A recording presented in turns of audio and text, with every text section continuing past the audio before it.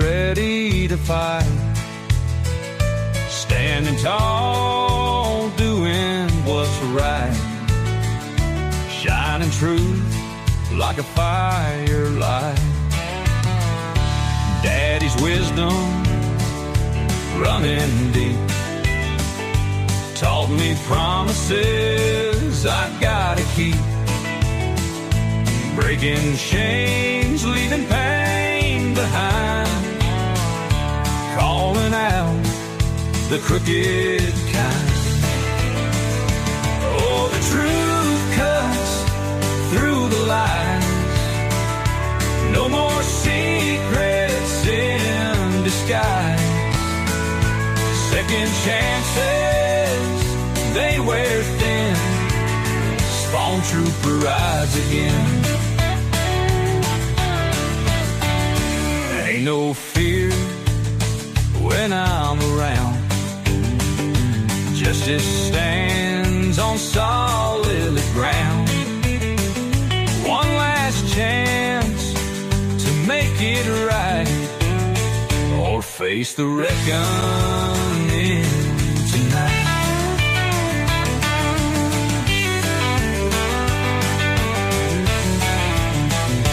In the dark, where shadows creep, truth rings out, it cuts so deep. Ain't no price to make me sell. Standing strong, I know too well. Oh, the truth cuts through the lies. No more secrets in disguise.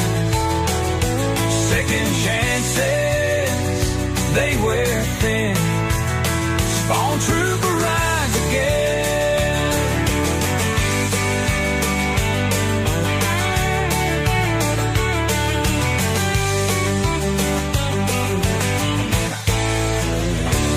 In the dark, where shadows creep, truth rings out, it cuts so deep.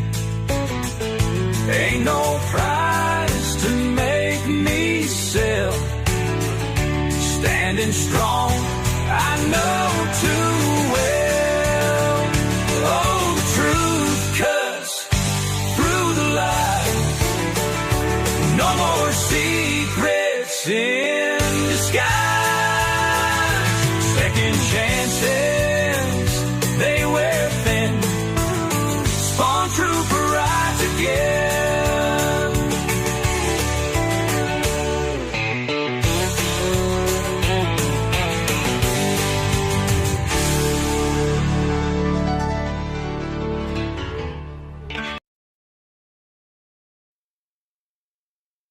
Warning: the following video contains strong language, which may be offensive to some viewers and/or inappropriate for children.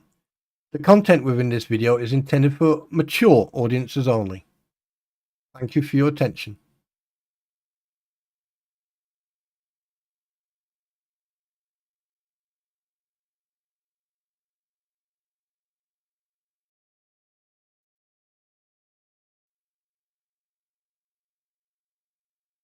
Warning: the following video contains strong language, which may be offensive to some viewers and/or inappropriate for children.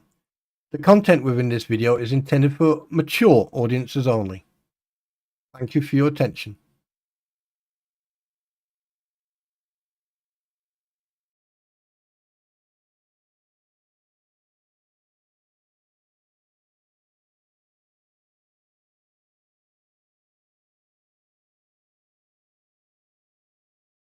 God dang it.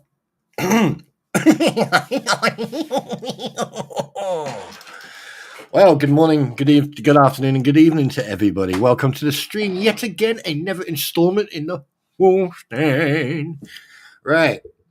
Well, we've got a couple of things to cover, including something that, some people don't cover, and I think that is only fair to cover. There's a lot of covering going on. However, Oh shit! I may as well get it out of the way right now. Big Dirt, don't start, or I'll put you in a corner. No, I'm only joking. I hope Spun doesn't sing today after he sang yesterday. All these stray cats showed up at my house. Yeah, fuck you. Right. Anyway, talking about yesterday. Yeah, JK. Oh, JK, you spy. Good morning, Star. First of all, good morning, everybody. Margaret, Ken, Debbie, Seagull, Star, Mama Joe, Margaret, again. Stop jumping ahead. Big Dirt, yeah. Debbie, I've mentioned you already, haven't I? No, I haven't. Aussie, Jen. Oh, my God, I'm all over the place. Julia, Carol. Hi, Carol. How are you? Good morning. Mama Joe, yeah. Roy, oi, Tanky. Turn your engine off so you can hear me. Julia, right, okay. Who am I missing? Bingo, there you go. Ammo Girl, hi, good morning. Noshua, good morning. Squid, hello, my dearest, or your highness, my lady. Yeah. Noshua, good morning, Mama Joe. Right, today is going to be a little bit different, okay? Today we're going to be talking about certain things that are going on. Do you know? Well, we'll talk about that in a bit. But first, I have to introduce you to a couple of tunes, and just let me tell you something right now. If you a friendship, you'll know if you are good friends when you can argue with each other, right? And I mean, hi Greta, how you doing, sweetheart? And you can argue with each other and never fall out, never lose that friendship. Hi Kelly, how you doing? All right, and that's what is a real friendship. Okay, and I've got quite a few. I would say I've got a handful of people. But one thing I'm going to start doing from now on, when I'm live, I'm going to ignore chat unless it's urgent. And two, I'm going to be very careful who I talk to. Not because of certain things I've been, some of the feedback, because I'm not really interested in that specific feedback because I said what I needed to say and I've moved on. Anyway, what I will say though is this, okay? If you don't like what I do, or you don't like what I say, or you don't like the fact that I put the facts and the truth out there for all to see, don't make a mess. Don't fuck up. Don't put yourself in a position where you can be called out. Simple as that. And that brings me on to my first topic. I spent, hang on a minute. Let me just do this right now. I spent probably 2.5 hours this morning, an hour last night, looking at all the comments. And I find it very interesting that people who do not agree or have a difference of opinion when it comes to Jeremy Hells or anyone associated with Jeremy Hells, like Deanna, Travis, all these other individuals. There's a lot of unnecessary negativity or hate. Now, I don't understand this because, I'm going to use Travis or Madam Mayor, Brett, and all these other individuals. Now, I'm going to use Travis for an example. Travis works or helps and supports Jeremy, maintenance-wise and everything else. And you presume is to be a friend of Jeremy's. Now, what I find quite interesting is that he had nothing, and I repeat, nothing to do with anything that was going on. Okay. The only part where he was involved was when they went to help Lloyd remove Lloyd's property, i.e. the RV and everything else. So just a refresher for you people out there who are incompetent to actually understand normality. So I'm going to help you understand this. Now, hi, Garrett. Now, that's the only involvement he had. There was nothing, no communication, nothing. And the thing is, if you go back and you watch the build-up of this, all right, you'll notice that they're antagonizing him when he's at Tube Town and everything else. Now, again, he's got nothing to do with this. The only involvement that he had was the frivolous lawsuit against the Fabulous Six. You call them the Fabulous Six, all right, in regards of helping Lloyd remove his thing. And, under tenant and landlord agreements and law, right, a tenant, right, can ask anybody to help them remove their property from said property, right? If the landlord has evicted them or has asked them to leave, right? So therefore, and I do know a little bit about American law because I've read it. All right, it states that a tenant can ask anybody or a company, doesn't matter, a removing company or moving company, all right, to help them remove their property from said private property, right? But that's their property. Now, we all know that at one point there was a refrigerator or a twin refrigerator in question. But I don't think that really matters because at the end of the day, the most important item that needed, or the two most important items that needed to be removed from that property was the RV and the gas, right? The pew-pews. Okay, that suddenly disappeared and then reappeared. I mean, people make mistakes. They look for something, they start panicking, and it could be right in front of you, and you won't see it. Now that is very understandable, and luckily they were found. But we know what happens during all that. But the first actual interaction, okay, was at the trade station there at the main Highway 19, is it? Right now, I am subscribed to their YouTube channels, and they are fantastic people. They need every bit of support they can get. Okay, now I am not going to name them because I don't want to be accused of God knows what, because I'm being accused of already of quite a lot of stuff, which I find absolutely hilarious to say the least. Talk about trying to dig yourself out of a cesspool. But anyway, I've got a lot of respect for Madam Mayor, Brett, Deanna, Travis, basically a lot of the people who are associated with Jeremy Hells or work or are friends with him. Jeremy Hells is a grown-ass adult, okay? And some of the comments that I've seen, the attacks on him, the attacks on George when she had a health scare. I mean, who in their right mind would attack a human being? Nevertheless, if it's George or if it's someone else, it could be Ken, it could be Big Dirt, it could be Amogo, it could be Squid, it could be anybody. Right? If Squid came in and said, "Oh, I've got this," and told me, "Oh, this," right? I would drop everything, and me and my queen would try everything to make sure that Squid is okay. She's got someone to talk to. She can pick the phone up any time of the day, and that includes with Mr. Squid, Mama Squid, Papa Squid, anybody. All right? That's what real friends do. That's the group you've got there. Right? But the fact that you've got these people who've over the past, and the thing is, people seem to have forgotten this. I haven't forgotten this. I haven't forgotten the way people have behaved, and now they sit on that platform, that Facebook group, and act like if nothing's happened, and act like if they've never done anything wrong. Hi, Angel, by the way. All right. You see, this is the problem with you people, and I'm not saying you guys here. I'm saying in general. Right, you go on these platforms, you throw your fucking weight around, you give it large, you flap your gums, you just engage those two little movie things in the middle of your face, you make noises come out, and then about 2 days later, your brain kicks in and goes, "Oh shit, did I say that?" No. And it just amazes me. It amazes me, right? What people. Oh, I just received a private message, and I need to where?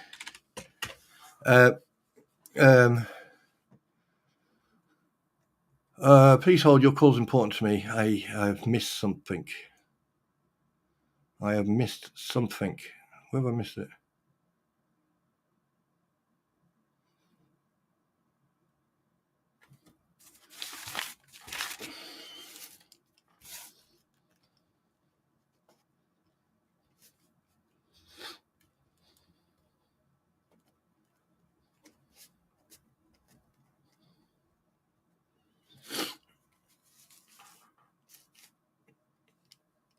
Yeah, Marlene, what's up, sweetheart? Don't worry, guys. I've got everything written down, so I know I won't get derailed this time.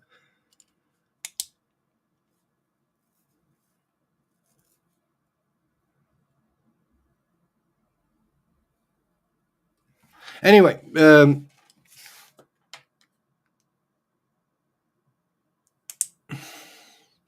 I can't fix everything, people.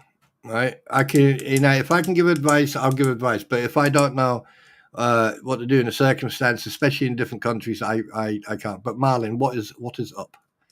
I can't wait all day. I'm not going to spend all day waiting because yeah. So I mean, to crack a code, obviously you need to have an idea of what's going on. So, but anyway, right, I'm going to carry on because I'm not. I'm not here for. Yeah, this.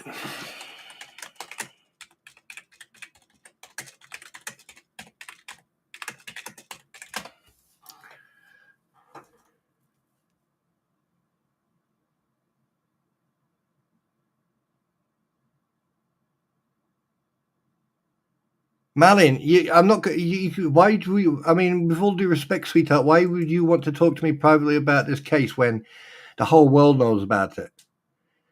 To be perfectly honest with you, there's not that much to say. I mean, that's why I'm not getting involved in it that much because, to be perfectly honest with you, the case is not really started yet. I'm waiting for the federal case to kick in.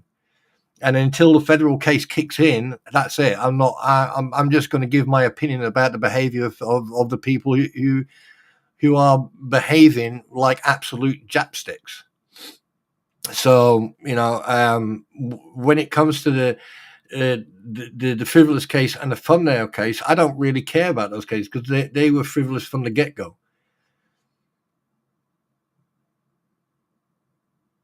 I know, Marlene. I know, but I don't really care because at the end of the day, I'm not going to get involved until they start going into the federal cases properly. Simple as that. But anyway, I'm not going to digress. I'm not going to digress from that, Marlene. So, with all due respect, and I mean this with the nicest way possible, right? I'm not going to derail my stream to go and talk about one specific thing. All right, the case is the case. There are 4 altogether. Actual fact, there were 6. I know 7 actually. Right, there were 2 frivolous. Then you got the Ohio case. Then you've got the unfair restraining order on Jeremy for 9 months when it was only supposed to be temporary. A temporary restraining order, I believe, was 15 days, or I think it's 31 days maximum. I don't know, but it's they turned a temporary restraining order, that's Judge Grudge, into 9 months, which is actually against his civil rights, if I can remember correctly. And the thing is that this is why things like this happen. Yeah, this is why things. No, Marlene, there's nothing really to discuss, sweetheart. I'm not being funny, right? I don't want to get into this. I'm not willing to get into this. Like some people have here. Some people have made all this their life. They wake up in the morning. It's about this case. They go to sleep. They dream about it. They wake up. This is not what I am. This is not my intention. My intention is to give my opinion. So if you got something, if you want to say it here, my dear. You know,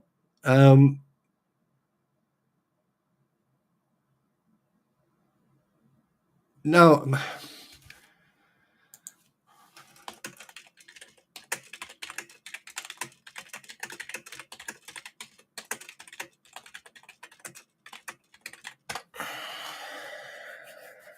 Excuse me a sec.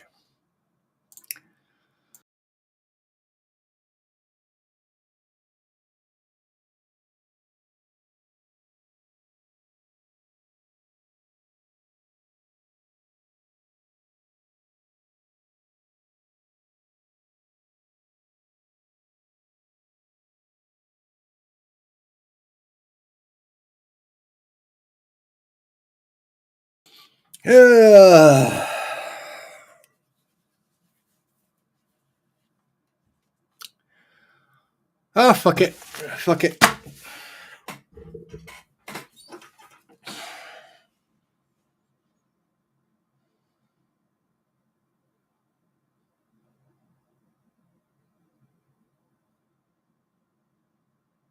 Do you know there's so many? I'm going to say this now. You know, it's come to a point now where my patience has run out. What is so fucking wrong with spazzes over in America thinking that you fucking know everything that you think that you can dictate to people how to behave, how to talk, how to sleep, how to eat, how to do anything. And the moment you get fucking judged or criticized or pulled up on your bullshittery, you have to then go and play the fucking mental health game. You have to go and play that harassment and everything else game, right? But in front of you, you've got a fucking situation where a simple shut the fuck up, mind your business, go upon your life gets ignored. And then suddenly you've got fucking 2 years later or a year and a half later, you look at all the shit that you got now. Look at it. You're on one side of the coin, right? You've got these bitter loofah wearing multicolored loofah freaking shit. Okay, that they think that everything, and this is another thing. Okay, you say something, people should believe it. Where the fuck is the proof? Where the fuck is the evidence? Where is the facts? Where is it? Where? Now, I'm not saying that all Americans are like that. I'm just saying there's a minority of that. But the minority seem to be either in fucking what the hell's fake face group, or they're on a YouTube channel called the fucking Two Crampons. So explain to a non-American, right, someone who is witnessing the behavior and the type of attitude. Explain that to me. Come on. There's other people from different parts of the world in this channel right now. Explain to someone who is not American why we have to fucking take everything you say for granted. Explain that. Show me. I'm waiting. I'm sitting right here. And in fact, I've actually got a member of the native community in this chat. All right. Show me. Huh? Show me. I'm waiting. So basically, if I say to you right now, I have proof, right, of certain individuals involved in all this have committed severe federal crime. And I can prove that. I have the proof. I have the witness. I have the evidence. Now, someone type into chat, show that evidence, and I'll show you why I am saying what I'm saying. Someone in chat to fucking write that in chat in caps. All right.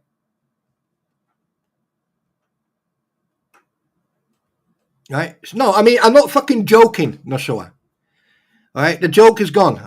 That's it now. From now on, right, I'm going to hit where the nerves are. I'm not playing anymore. I'm done playing nice. So, someone in chat asked me to show you the proof. Come on. Let's see who's got the balls. Go on. I'm waiting. Kelly, why should I? Take my word for it. Don't you trust what I say? Gary, don't you trust what I say? Don't you believe what I'm saying? Amago, don't you believe what I'm saying? Hi, Joe, by the way. Do you see what I'm trying to say here?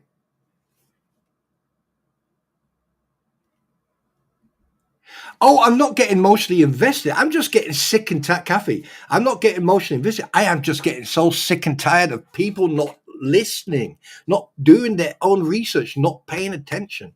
Show me the evidence. Why should I? You have to take my word for it. Squid, why should I? My word is not my word enough? Isn't what I'm saying right now, isn't that enough for you? Just come on, guys. Do you see you see what I mean here? Show the evidence. Kathy, why should I? Isn't my word enough? Aren't my words enough? Philip, why? Yeah, no, Arizona, what you're missing is the fact that there are a lot of people that this is what I'm trying to show you. I'm trying to give you an example of what it's like, because a lot of people out there, it's all about like showing and richly proving what you're saying. which I do. I show facts with proof. I say it, I show it. There you go. But there are people out there who will just say it. They will just sit there and go, yes, I have proof.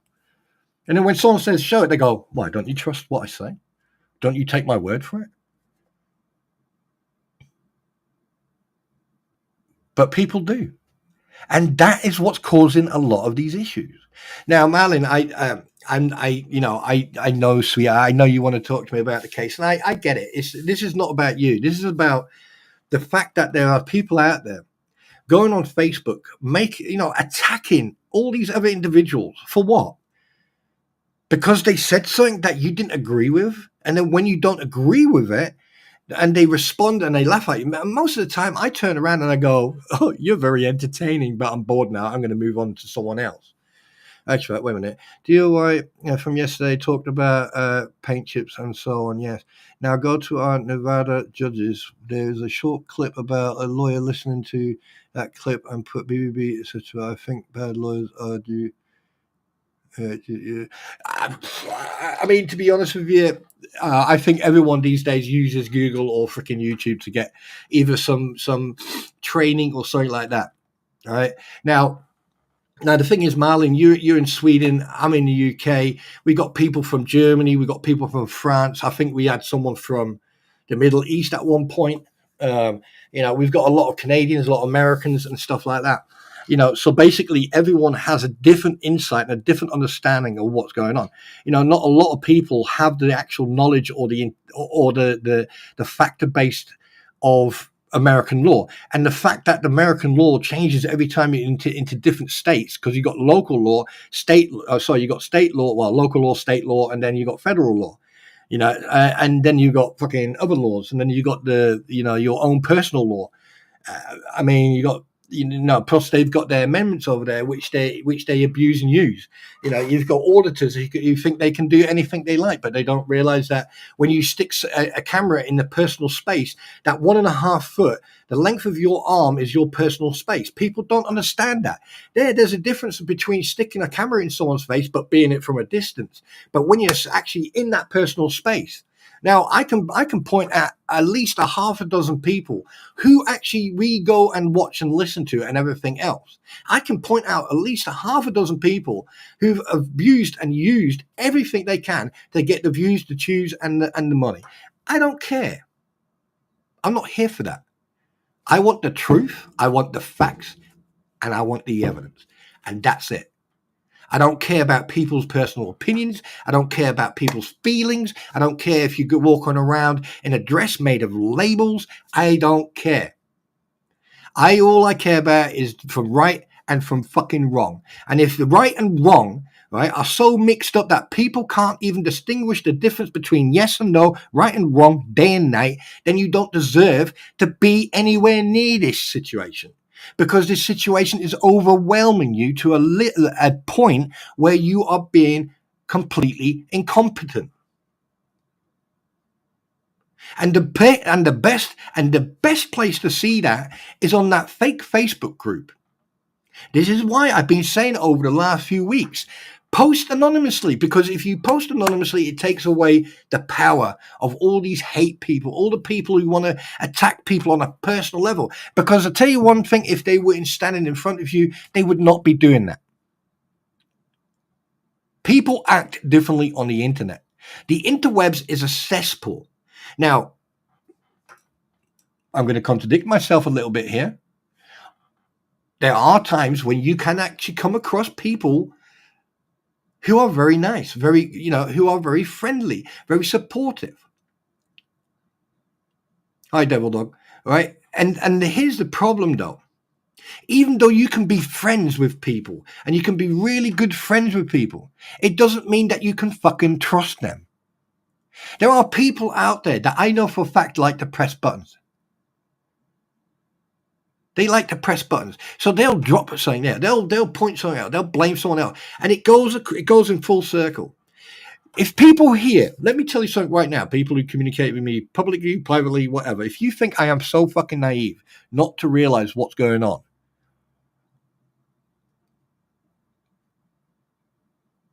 then you've got something really seriously wrong with actually realizing who you're dealing with. And no, I can tell you right now, Big Dirt, I am in the most calmest. I am in the calmest. This is me being assertive. And that's a never fucking thing. Why is it that when I actually start talking like this, or I am very assertive, why do you think, like people, I've had people say, why are you shouting? I'm not shouting. Because I can assure you, if I shouted, my next door neighbor who lives 3/4 of a mile away, okay, he would fucking hear me. And in fact, he has heard me once. So let me explain something to you. I thrive under pressure. I thrive with quick thinking. I thrive off that. But the issue is there are people who just don't want to fucking listen. They don't want to understand. I get it. People want their opinion. The people want to say something. People want to, they've noticed something, they figured something out, and they want to talk about it. But if you look at the bigger picture, no one cares.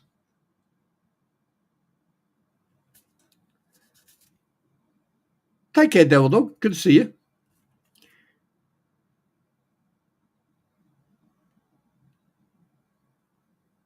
No one cares. Because the thing is, if you look at it this way, if people actually cared about what was going on both sides of the coin, on the Lynette Preston side, on the Jeremy Hale side, if people really cared, half of the crap that's going on in that Facebook group on other people's streams, half of it you wouldn't be seeing or hearing. That's the thing. And then which takes me now back to the Facebook group. Now there's people on there on the Facebook groups attacking. I mean, like Jeremy, I think he's got some B&Bs down in Cedar Keys or something like that. What the hell's got to do with anything? That's a business venture of his. What you should be fucking talking about and should be fucking looking into and should be investigating or researching or stepping out of the box and take your head out of your ass and actually look what's going on is the fact that Bruce Matskin contacted Whatnot, solicited Whatnot. That's Jeremy Hale's business. What about the Crampons talking about Olight? Anyone actually still remember that? Or do I need to remind you?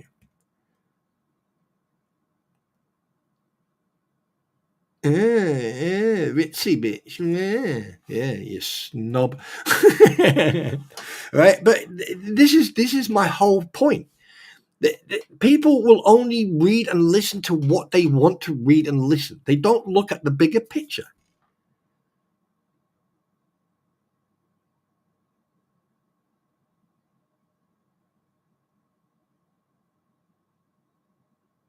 Oh, it's not frustrating. It's actually, how can I put it? This whole situation, this whole thing is being taken out of perspective. It's like people are deliberately deflected. I mean, look, Paint Chips and fucking those two absolute clowns. I mean, hey, Richard Luthman. Right, you couldn't fight yourself out of a paper freaking bag, let alone anything else. So stop going around thinking that you're part of the mafia or that you think you're tough. You're not. You probably can't even see your own little man sausage, and you probably have to cough twice and then have someone to pull in your gut to be able just to see the freaking helmet.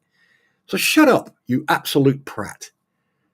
You're a reprobate and you're a sad excuse for the humanity. So shut up, Volpe. You.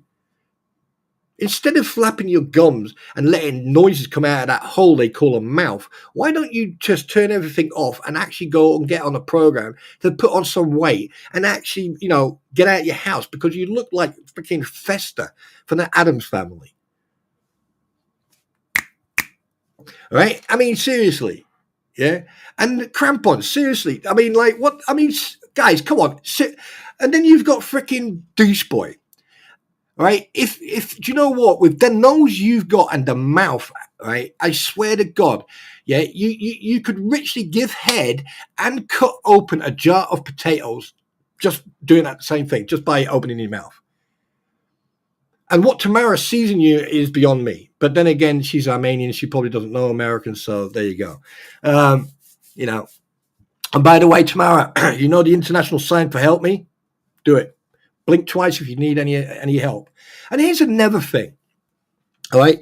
You got Jumbo Jet. Oh, no, wait a minute. That's Jabba the Hutt. Yeah. You got Jabba the Hoot. All right. David, listen. All right, you sit in your cellar or basement or whatever you want to call it with your little chairs and your little tables. I mean, one of those tables I'm sure belongs in an old folks' home. You probably broke in and stole it, allegedly speculative. I'm only joking. You didn't break into anywhere. You just stole it from your nana. But here's the thing. I mean, like you 1 minute you're saying, "Oh, I'm not taking my medication," and then you're saying you are, and then you throw the labels around. Why don't you just turn off the internet? Because I don't think that you actually belong on the internet. And to be perfectly honest with you, like with you, I mean, roly-poly, more like. I mean, you know, at some point when you do have a heart attack, I hope you don't. Please don't. Okay, they would probably have to cut off half the fucking house just to get you out of the bedroom, right? And please do not have it on the shitter because, anyway, right, that may disappear up your ass crack. Now, as far as I'm concerned, all these people are absolutely clowns. They're clowns. They're stupid. They're not. Now we come to the coup de coeur, so to speak. We're talking about Lisa Rabusi and her psychic. It's like Danger Mouse and Penfold. I mean, seriously. But the thing is, who's going to be Danger Mouse? That has to be Tory. Because Penfold... No, wait a minute. Penfold's the one with the brains. Danger Mouse is just a mouse with no brain. Yeah, so Lisa Rabusi, you, right, are as much use as a fire in a spacesuit. And if they drop you from space, right, NASA would think there's an asteroid coming in. Seriously, right? I mean, I've seen pictures and stuff that's been put up on that What the Hell's group. I mean, you know, what's it like wearing those leather clothing without talcum powder? I bet you smell like a sewer upside down that's just being hit by a freaking nuclear weapon. I mean, seriously. And then we've got Tori, the mouthpiece of the group. I mean, we're not going to bother talking about Kendra because right now she's probably sitting on her bed taking pictures of her feet, you know. But anyway, on that note, let's get back to the normal broadcast start, shall we? All right. I'm sorry, guys. I need to take a mouthful of my coffee. I do apologize. 1 second. Fuck coffee. Listen, all right? When you've got an absolute buffoon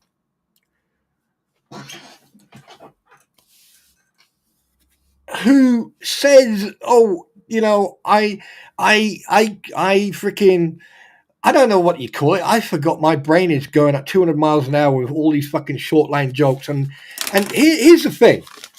Hey, Robbie, aka Swamp Lizard. If I asked you, there are 100 dicks in a room, how many would you choke on? Your response would be none of them. And then my response would be, you must be a pro. Yeah, that's definitely one. That's definitely one. That is definitely one. But anyway, ladies and gentlemen, the man, the myth, the legend, Spawn Trooper is here. Good morning, good afternoon, everybody. That is my 20 minutes of let's get the shit off my chest.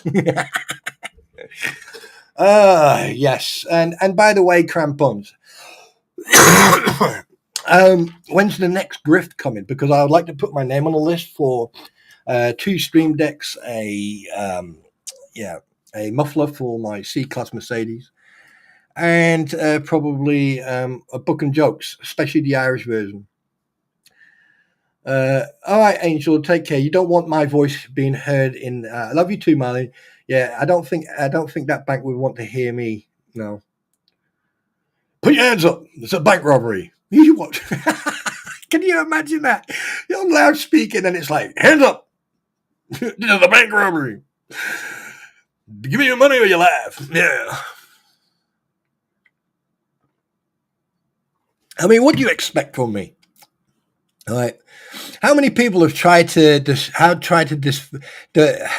look, even I'm starting to use these freaking stupid words, defame and harass and blah. I mean, how many people have, do you know what? I need a song. And the only song that can freaking make me happy, right, is the one I listened to yesterday. And that is from JD. That's, oh shit. Yes. I need to copy that one and show you. All right.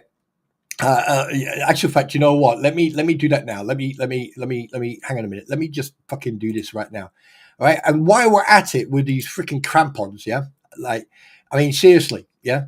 All right. Now, right, I'm going to save that one. Yeah, I'm going to save that one. That good. Yep. Yes. All right. And then we're going to save this one. All right. We're going to say no. We're going to save this one here. All right. Because this, right. I shit you not, is factual. Okay, yeah, this is factual, ladies and gentlemen, and I am going to play the song. Okay, so you can actually see it for yourself.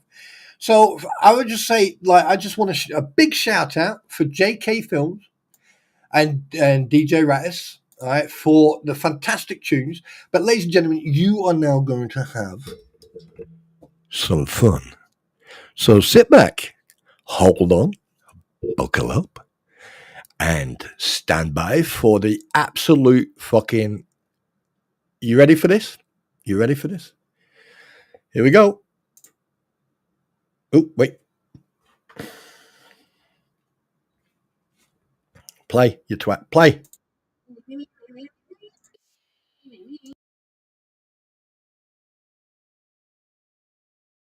Put your head on my shoulder.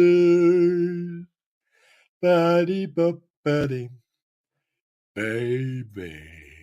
Put your head on my loofah. Scrub me in the shower, baby. Squeeze me, oh, just right. Make me feel all fresh and bright.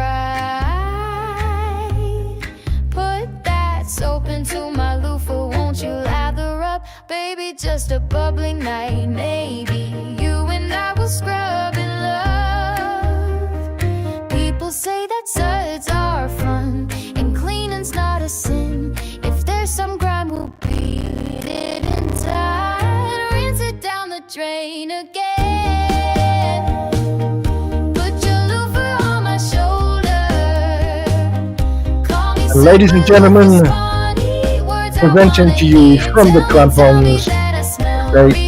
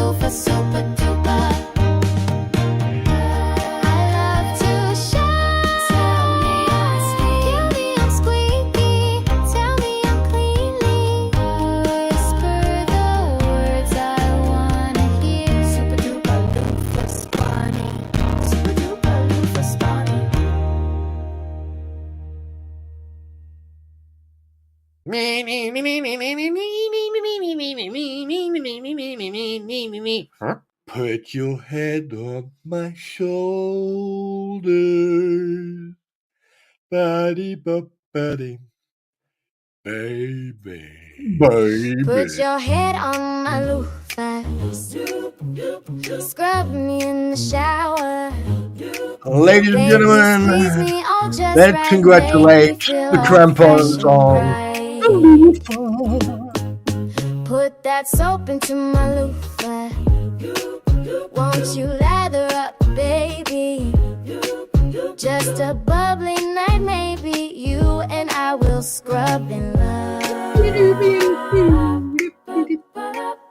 People say that suds are fun and cleaning's not a sin. If there's some grime, we'll beat it in time and rinse it down the drain again. Put your loofah on my shoulder. Call me super loofah Spawny. Words I wanna hear. Tell me that I smell real clean. There's the crap on now. Put your head on my loofah. Say you need me. Scrub me too. People say that dirt's a game we always win. With scrub and spray, we'll clean it away and rinse like squeaky fools again. Put your loofahs on my shoulders, whisper in my ear, Spawny. Time to rinse and clear. Tell me that my back's not missed. Don't miss a bit. Put your loofah on my shoulder. Tell me I sparkle. I love foam. Oh, scrub me one more time. Every time. Put your loofah on my shoulder. Tell me I'm squeaky. Tell me I shine. Tell me I'm clean. Whisper those squeaky words again. Tell me I'm fresh now. You whisper through the rinse. I love your loofah, super duper. I love to shine. Tell me I'm squeaky. Tell me I'm cleanly. Whisper the words I wanna hear. Super duper loofah. That's a good point, actually. Spawny. Darling, burn your loofah.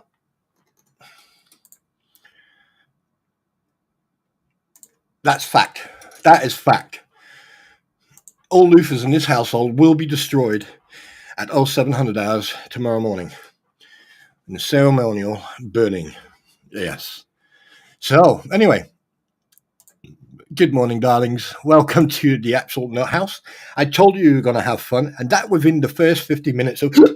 Oh, pardon me. Oh, my God, he's making noises. He's coughing, sneezing, burping, and farting.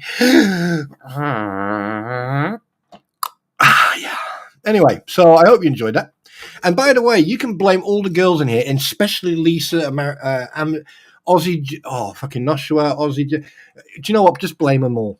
Screw it. So therefore, good morning, and good morning in Apocalypse Land. But anyway, we're going back. So going back to what I was saying, right? Here's the thing. If you have an opinion, right? Now, one thing we know is that, and this is going to sound very degrading and discriminating, but America, grow up, please. Because there's a lot of you who are giving yourselves a bad name, right? And the fact of the matter is, it's like people will, try to attack people on a personal level. No, I mean, unless you've got 100% facts. And like I said earlier on, if you're only just going to listen and believe someone just from what they say, then you're fucked, really. You're done. It's over for you. Because if you're going to believe someone who believe anything that you see or read or hear, you're done. Because at the end of the day, this is how rumors start. This is how problems start. No, America is no longer number one. Actually, China is number one now, because they make everything for you. That's why things break. Anyway, so Vorsprung durch Technik. Can you imagine the Chinese writing that? Vorsprung durch anyway. Don't blame me. I didn't do it. Shit. No, actual fact, Squid, you didn't. Actual fact, and you're becoming a queen today, aren't you? Yes, you are. But anyway, that's private. I mean, it just amazes me why. I mean, let's have a look at some of the stuff that like personally, like here's the thing, you know, happy that who's happy that sad excuse of a Hugh and Jeremy effed off back to Ohio? Why would you post something like that? Are you insecure?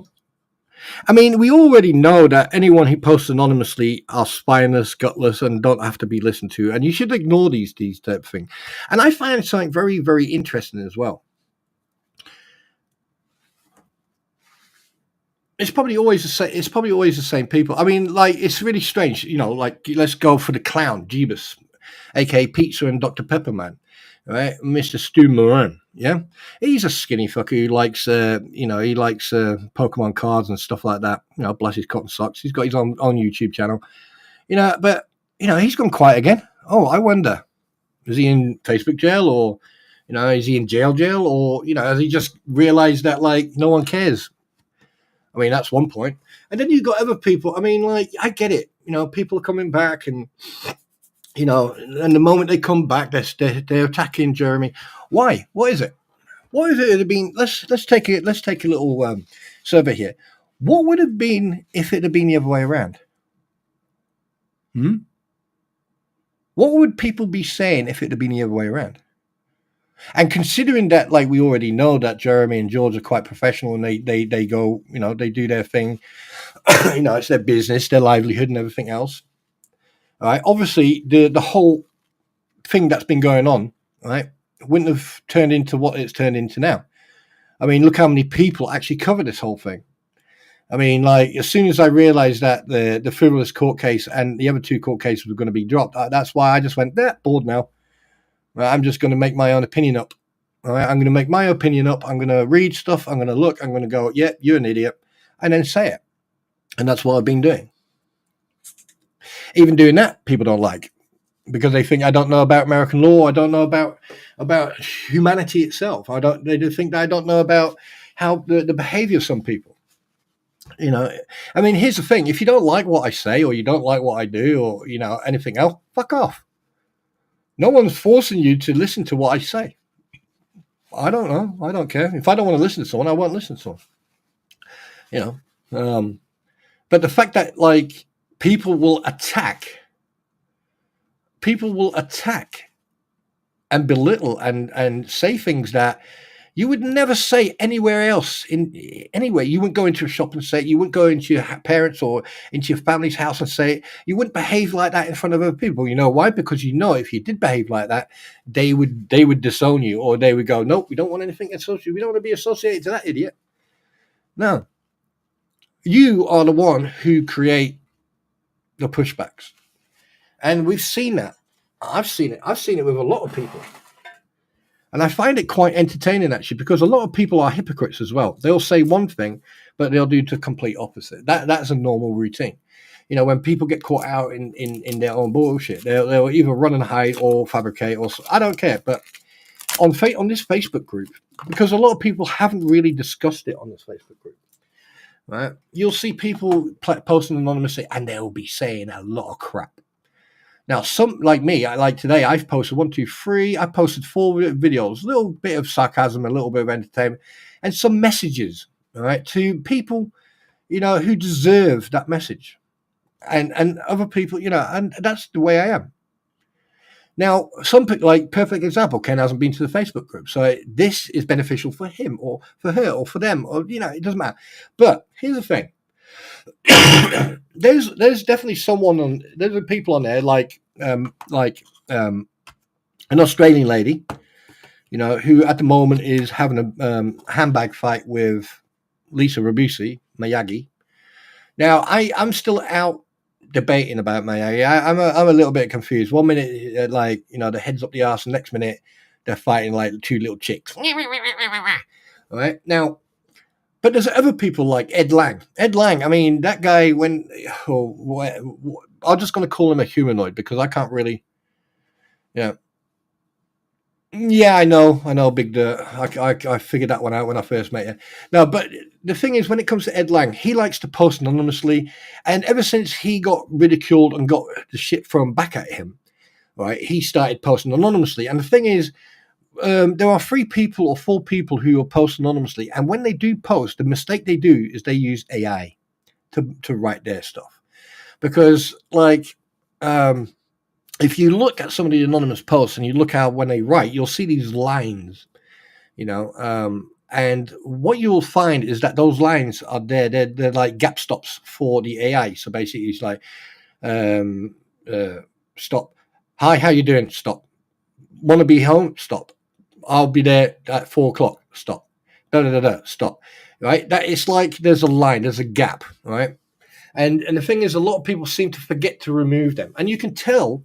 Right? There's also a program that you can use, and it's free online. You can look for it, and you can put it in. I think it's ChatGPT or something like that. And you can copy the post and put it in, and it will tell you if it's written by by AI or not. Now, here's another thing, which is absolutely phenomenal. Now, people are starting to attack Slug. Okay, now Slug, when I first met Slug, he was out of control. But one night when I was on a platform a while back, he came on, and I'm going to say this publicly, and I want everyone to listen to my words. I had my doubts about him, I had my thoughts about him, and I made them absolutely clear, and he knows. And one night he came on. And he sincerely apologized. And when I spoke to him and when I said what I said, his response was genuine as fuck. I mean, I know what a bullshit is, and I know what genuine is. And from that day on, I even said to him, I'm going to give you one chance. And you know what? That kid has grown up. He's turned to a different direction. He's on the rails, and the fact that he, and a lot of people won't agree with me. People will disagree with me, but let me tell you this right now: that kid has grown, right? And I'm calling him a kid because he's younger than me.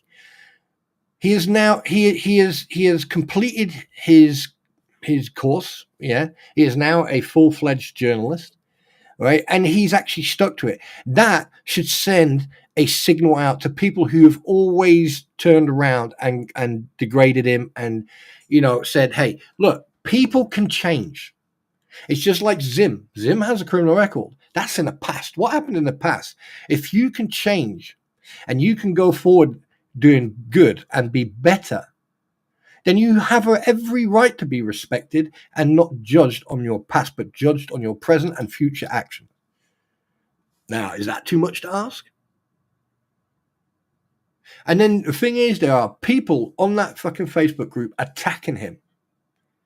Yes, he made mistakes in the past, and yes, some of the topics he discusses are not my cup of tea, or coffee or whatever you drink, and I don't like to get involved in that. But one thing I will say, right, he's proved a lot of people wrong, and yeah, go fucking eat your hats now, people, because he's made you look like idiots. So I would like to on this stream, I would like to congratulate Slug Entertainment on completing his journalism course, and well done to you, lads, and I wish you all the best for the future, and remember, positive forward. Good luck. So there you go. But that's one thing, and he has got a way of wording, but but I don't know. How can you explain? And this is not about Slug now. We've moved on to another topic. How can you explain stupid? How can you take something, or take people who either don't comprehend or don't want to comprehend what's going on, so they just make their own little fantasy world up?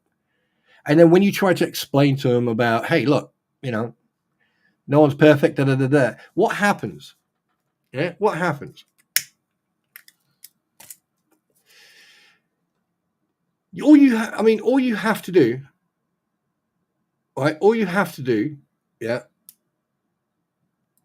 is just go back. And this is where a lot of people make mistakes. A lot of people will never ever use what they learned in the past, and what they're hearing in the present to establish what's going to happen in the future.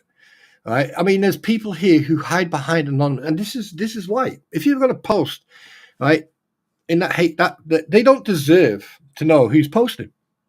They don't deserve, because there's more haters in there than there are fucking, you know, nice good people, right? And I mean, I must admit, I probably got half the group fucking blocked anyway, but that's beside the point. Now, and half of the people got me blocked. Thank fuck for that. But here's the thing. Every time you see a post by an anonymous participant, just circumvent it, just ignore it. Because at the end of the day, you know what it's going to be. It's just going to be gibberish. It's just going to be gibberish, right? And unfortunately, there's a lot of people who, you know, will attack some people. They've attacked, you know, me. They've attacked Squid. They've attacked other people. But they always fall flat on their face. They always flat. And there are hypocrites. I mean, you're going to get that. They're turncoats as well. You're going to get that. But I tell you one thing, out of all the people that I can turn around and say they learned through their mistakes and they've bettered themselves and they've produced a perfect example of the difference between someone who will say they're going to do something about it and someone who actually does something about it. And that's Slug Entertainment. He has proven so many fucking people wrong, and that's why they're pissed, and that's why they're posting shit about him. Because they're jealous, because he has actually done something for himself. So, again, kudos to you, son. Kudos to you, lad. All right? And I tell you, I mean, I will always have an ear for him. And I will always have an ear for anyone else. But I do draw the line at a group of certain people, right? Because I've seen the deceit and the lies. And when you use a young human to try to achieve your goals, that's where I have to draw the line.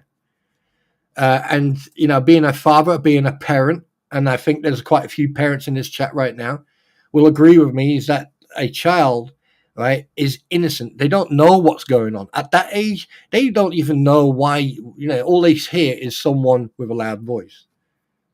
Oh, wait a minute. I can't see a lot of replies on the What the Hell page because I don't have... I've put... What one, Ozzy? Yeah.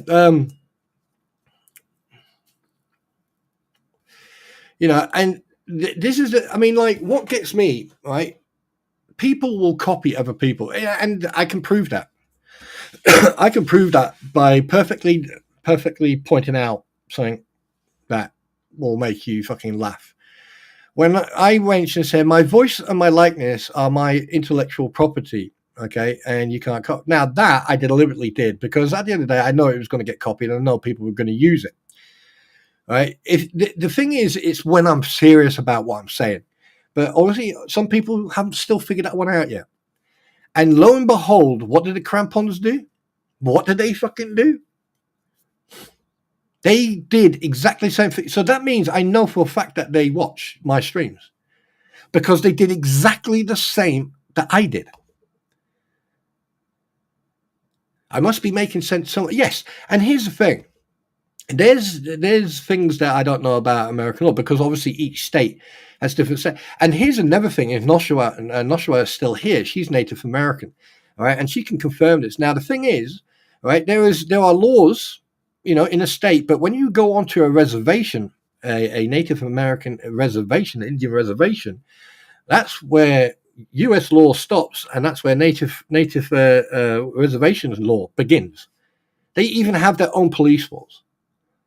Right? So if I don't know about certain laws and certain things over in the States, all right, I will ask.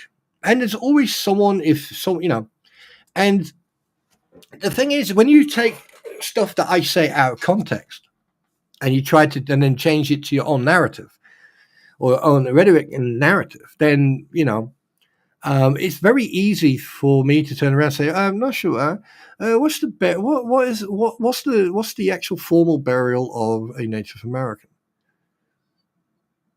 And funny enough, I was sent a video the other day of a Native American funeral. I'm not going to show it on here. I'm not going to explain the details. But unfortunately, a young life was extinguished unfairly. But that young life, was on a trip to Valhalla and basically is going to a better place. Right. And I watched it with intent and with great interest. And I was also very sad that a young life was taken.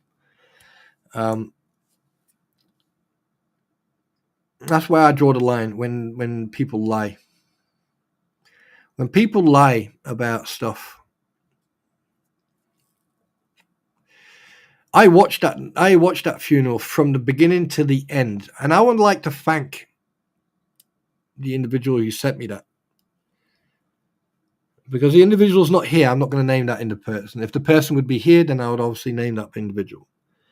But it opened my eyes to the similarities and the big differences between the Englishman's what they call the what do they call them again? The Amish call you guys, or call non-Amish English, right? They call us the English, right? Now natives, I don't know what they call us, white skin or pale skin or whatever. But I'm a joke. But the thing is, right? They have different processes to take the spirit, to give the spirit a chance to, go to where it needs to go.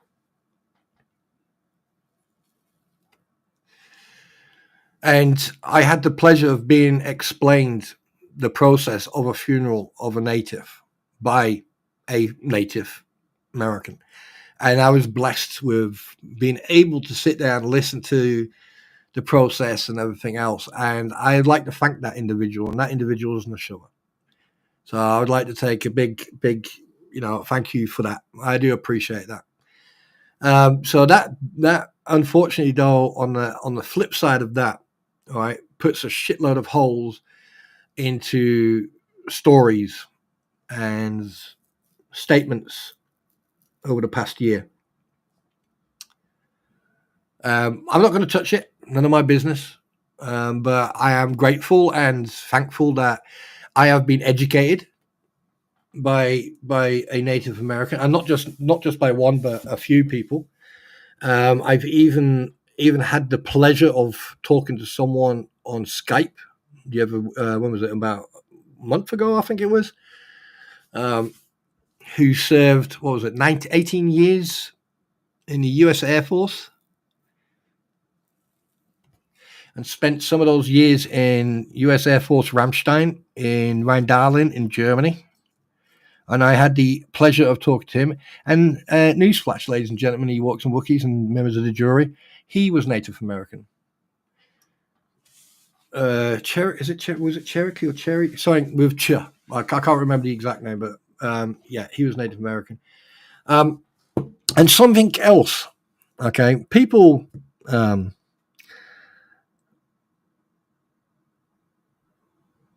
did I mention yesterday that I showed two people my ID card, my veterans card, and everything else? Did I mention that? Did I mention that I have actually proven to a couple of people that I happily served in Her Majesty's government, British Army, for many, many years? I could have sworn. Did I mention it yesterday, or was it?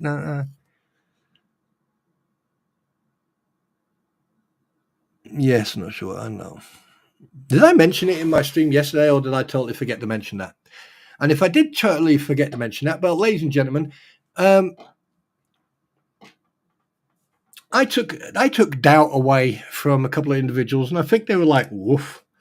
But I showed them the facts.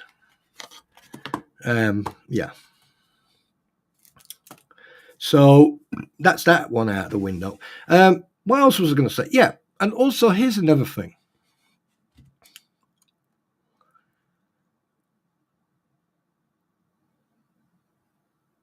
Don't contact people.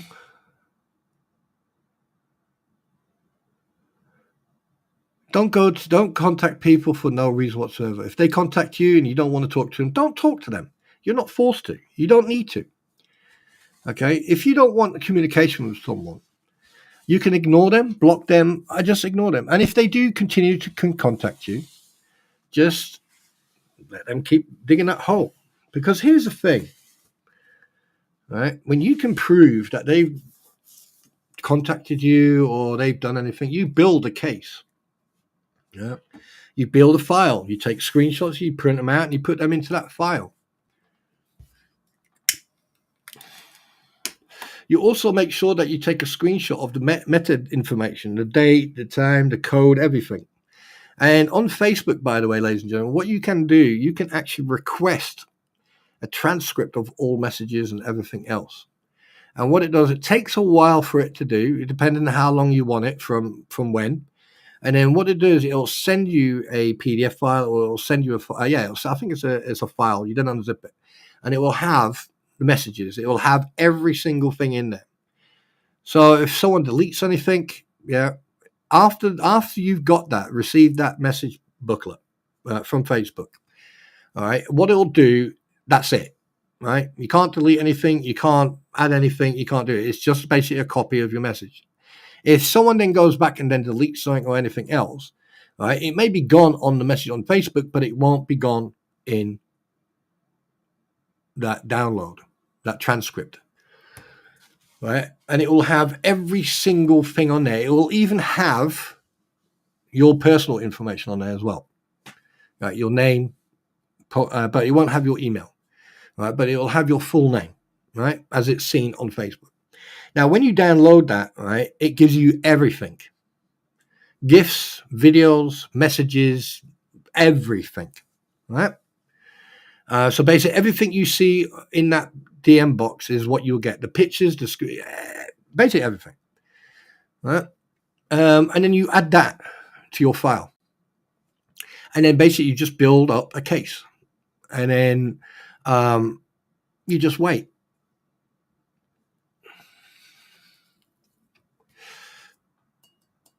You see, because the thing is, people need to learn to grow up. And by the looks of it and the sounds of it over in the villages. Oh, and by the way, just so you are aware, the pictures that you saw with the loofahs, that wasn't fake. Well, as far as I'm aware, that's not fake. I have been told that that is actual fact. That is factual. Now, if it is, if you're going to move to Florida, try to avoid that place.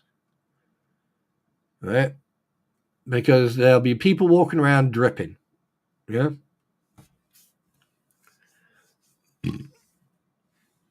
Pardon me. Anyway, so squid, please drive carefully. And guys, I got another topic to talk to you about. I watched from a Welsh, well, you know, people will go, oh, he's not Welsh until he says the town he's from. It's actually not that far away from where I am, actually. Well, it's a drive, but it's not that far. Farmers. The fact that 40% of wheat. This gets me, right. Like in America, farmers throwing away food and you know, everyone is eat. I mean, he hit the nail on the fucking head. He hit the nail on the freaking head, and I'm absolutely gobsmacked. Right. The fact that 40% of wheat comes from Ukraine. That's not 40% of what we have in Europe. I'm talking about 40% of wheat, corn, whatever you want to call it, for the world. They produce 40% of the wheat for the world from Ukraine. And you'd think that people would actually go, fucking hell, if Ukraine falls under Russia or whatever happens, or, something happens to Ukraine, what then? Right. The second thing is farmers. Farmers are getting treated like, they're possessed or some shit like that. But the farmers produce healthy, natural food.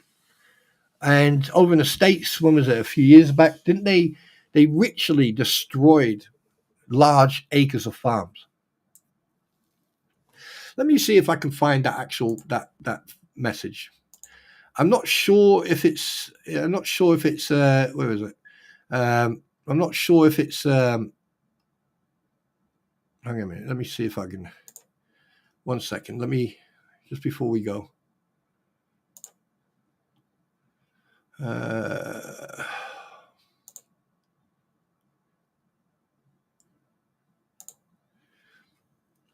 Go and watch this.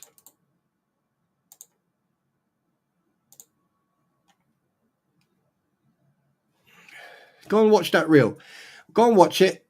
Okay. I'm not sure how long it's for. He says, "Hi, I'm a farmer." Right. I don't know if I should turn this up. No, not, because obviously I don't want to get copyrighted. So I've put a link in there. So if you want to go and watch that, go and watch it.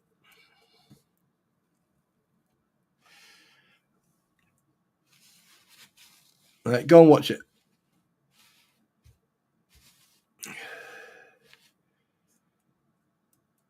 I want you to go and watch that.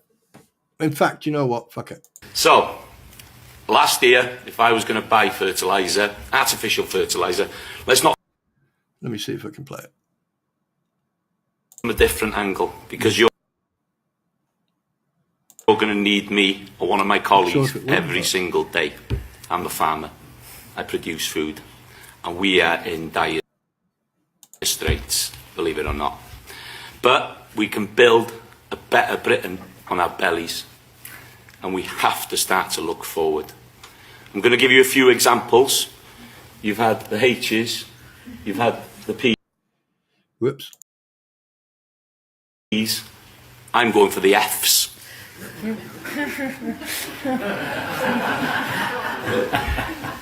Fuel, fertiliser and feed, okay?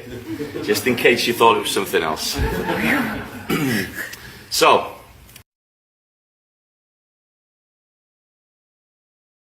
last year, if I was going to buy fertiliser, artificial fertiliser, let's not forget half the world's food is produced with artificial fertiliser. However you think of it, that's how we can get affordable food.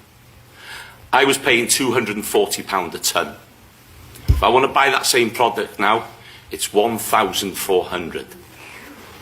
Mainstream media's not telling you that. Feed has doubled, tripled. Okay? Again, due to what's happening in the Ukraine, grain prices. Ukraine is the breadbasket of Europe. 40% of the grain produced is produced in the Ukraine. People don't listen. Politicians don't talk about it. Mainstream media doesn't talk about it. And this is really important for us all to understand the bigger picture. Fuel. So red diesel, for me, would have been 50 pence. So at this moment now, it's £1. So that's doubled. So when you hear people saying food's gone up in that supermarket, and it's not Tesco's that's bringing you food, they're delivering it, but there's a farmer somewhere behind it. And if you want affordable food, we have to secure it in this country. We have to start digging for Britain. We have to start producing more local, seasonal and regenerative food. We have to stop wasting food. We talk about the problems in our NHS. If we feed the next generation on proper food, not processed crap, we can save a lot of our obesity, our diabetes and a lot of our health problems. Believe me, I look at my father, he's 86, he works 7 days a week. He's got no underlying health problems. He's eaten a healthy diet. I grow the majority of food to feed my family myself. And I believe in that. That is the way forward. I walk around London, I see, so many people. We have to feed these people. and we have to feed them affordably. My little village in Llanfairfechan has a bloody food bank. And I hate to say it, but there's people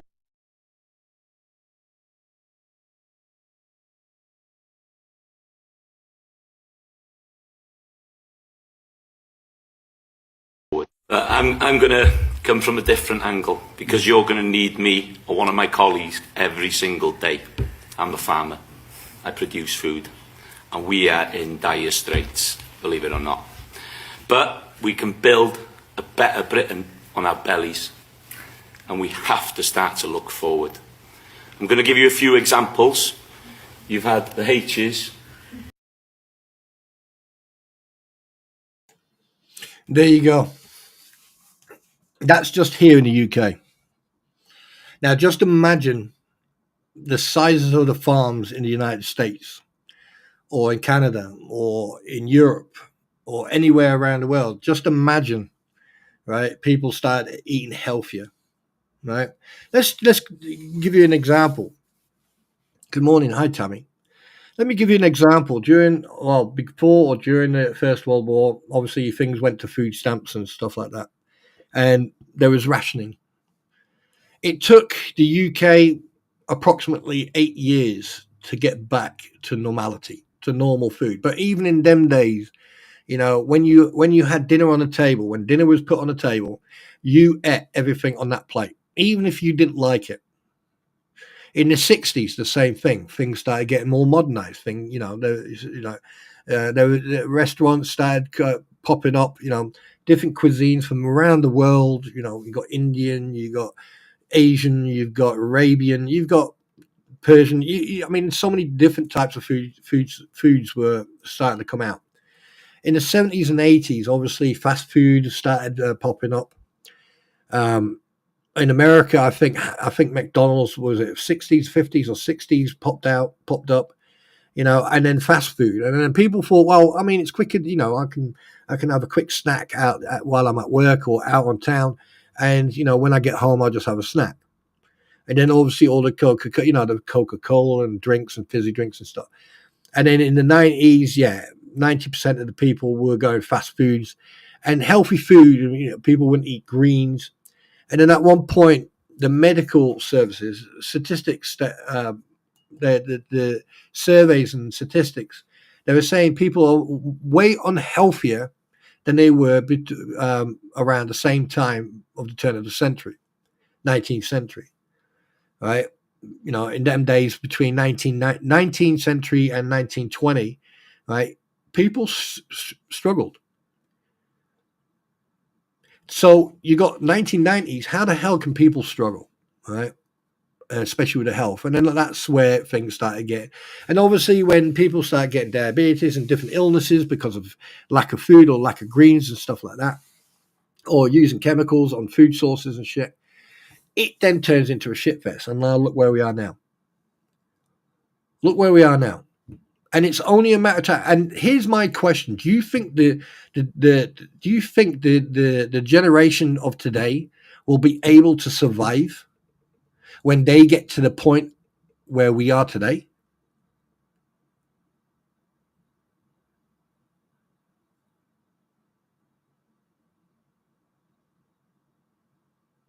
Yeah, exactly, Squid. Exactly. All right. Now, here's the thing: farmers are your bread and butter. Farmers in the States, farmers in the UK, France, Germany, anywhere the farmers know what they're doing. They know how to create and produce food stuff, and they know what to use and what not to use. I mean, like years ago when that GM fuel or pesticide came out, where what's it called?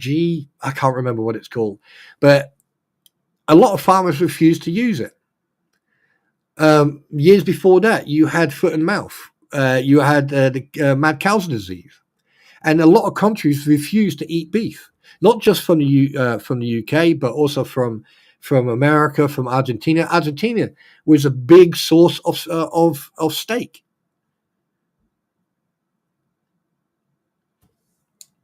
And then some countries, all right, got slapped with endorsement and everything else because they were not using cow meat or bull or pig. They were using horses. And when people were having steak and kidney pies, it turned out to be horse meat and kidney. Yeah. So if you imagine what it's like now, what's it going to be like in the next 20 years?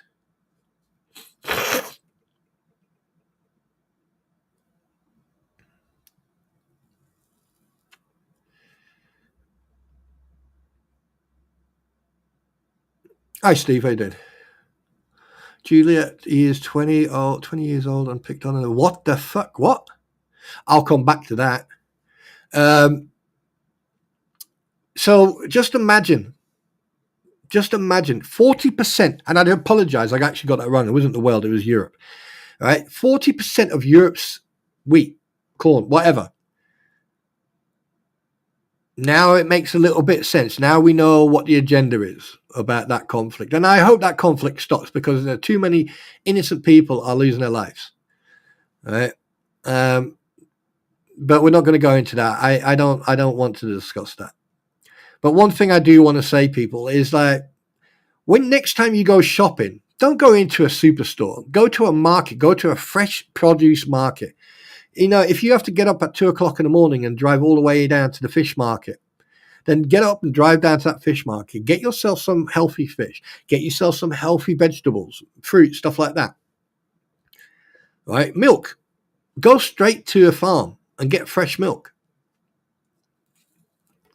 Straight from the cow's udder. Yes. And I mean, I've done it. I've drank fresh cow's milk.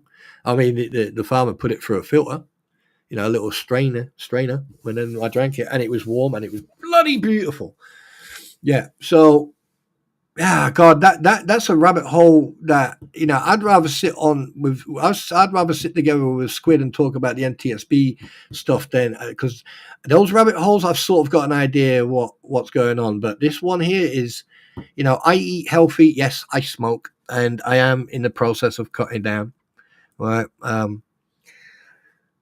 But oh boy. I just hope that common sense comes back into today's society, because like if everyone's going to be walking around like snowflakes and you know, woke, and you know if you go boo, they go oh, we're doomed.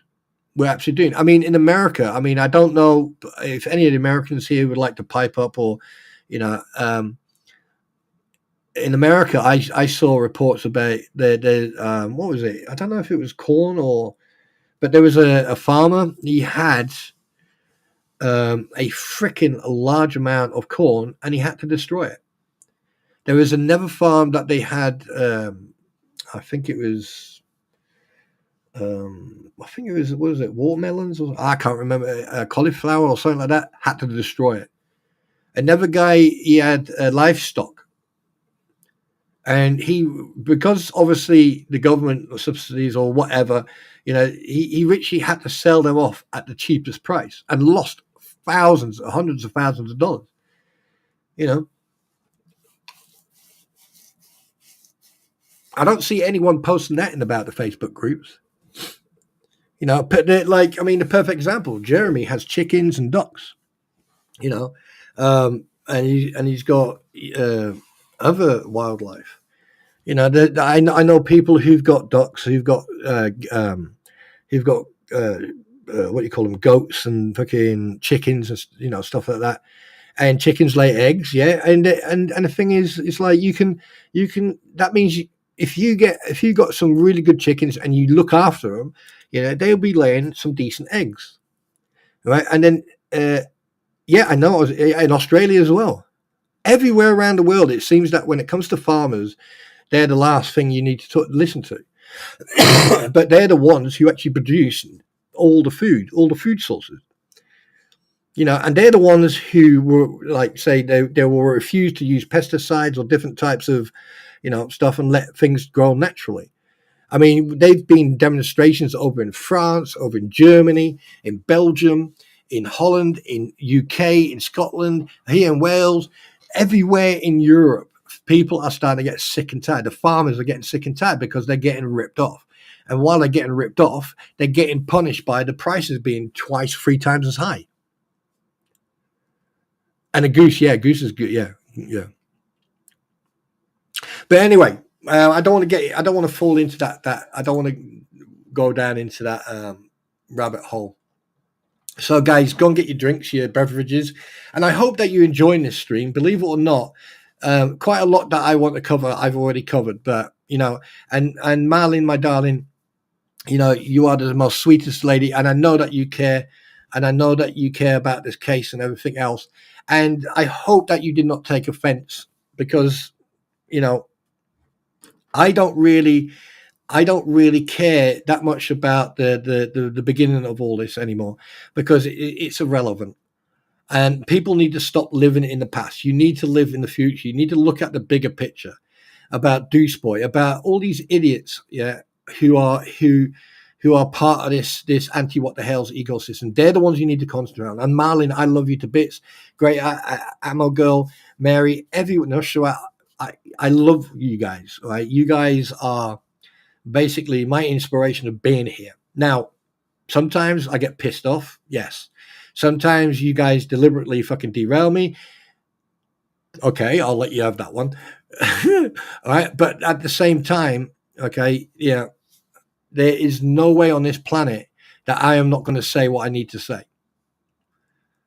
Right? Because at the end of the day, you need to have someone who's willing to stand there, right, and say it as it is, no matter the consequences. I don't care what people think of me. And at the end of the day, if you don't like it, fuck off. I don't care. Right? I'm not here, right, to get your what you call it.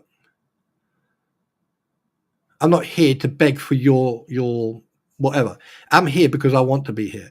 I'm here because I was sort of pushed into it by DJ Rattus and a couple of other people, and I thank them for that. And I personally think I do have a good relationship with a couple of people who inspired me to do these lives. But once all this is over and done with, I'm still going to carry on doing what I'm doing. I'm still going to be a mouthful.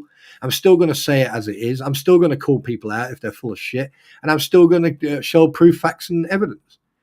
And we're going to make sure that the truth will always be there. Now, at the end of the day, I may have my way of saying it, and people may interpret it differently, but, that's the way the cookie crumbles. And if you don't like cookies, then have a banana. It's healthier. Or an apple or a pear. Jesus Christ, did I just tell people to eat healthy? God dang it. Anyway, so yeah, approval. Yeah, I'm not here for people's approval. I'm here to be part of a community. Yeah. We all know what's going on, so why worry about it? One thing I will say, and Lisa Babusi and Tori and Robbie, if you are listening to this, you've lost. You have lost. There is absolutely no reason for you to try to keep trying to paddle up this river because you've lost. There's nothing you can do now. Right? Well, in my case, I don't believe a fucking word that comes out of any fucking hole that is on your body. Right? You are a disgrace to your community. You are a disgrace to whatever you represent, and you are definitely a disgrace to humanity for what you have done. Using a child to grift, stealing money off people. And that's what you've done. Because at the end of the day, you have not shown any proof. And you know what I find really interesting is that Randy Socket brought that up in his motion. Go figure. I've been saying it for freaking months and suddenly it appears. Right? In legal terminology, of course. I've been saying this I've been calling out shit before people, and then when it happens, people go, oh yeah, I call that out. No, you didn't. I actually had one person DM me once, and they go, oh, have you seen so-and-so stream? And I go, no, I don't watch that stream. And they go, oh, you should. And I said, well, do I have to? And I went, yeah. And I went to the stream, and I watched, and I listened, and I went, yeah, I called it. And then I went, yeah. And they went, yeah, you called it. And I mean, I don't want to meddle. I don't care. But it just shows you the level of interest and the level of research I do to actually know what I'm saying.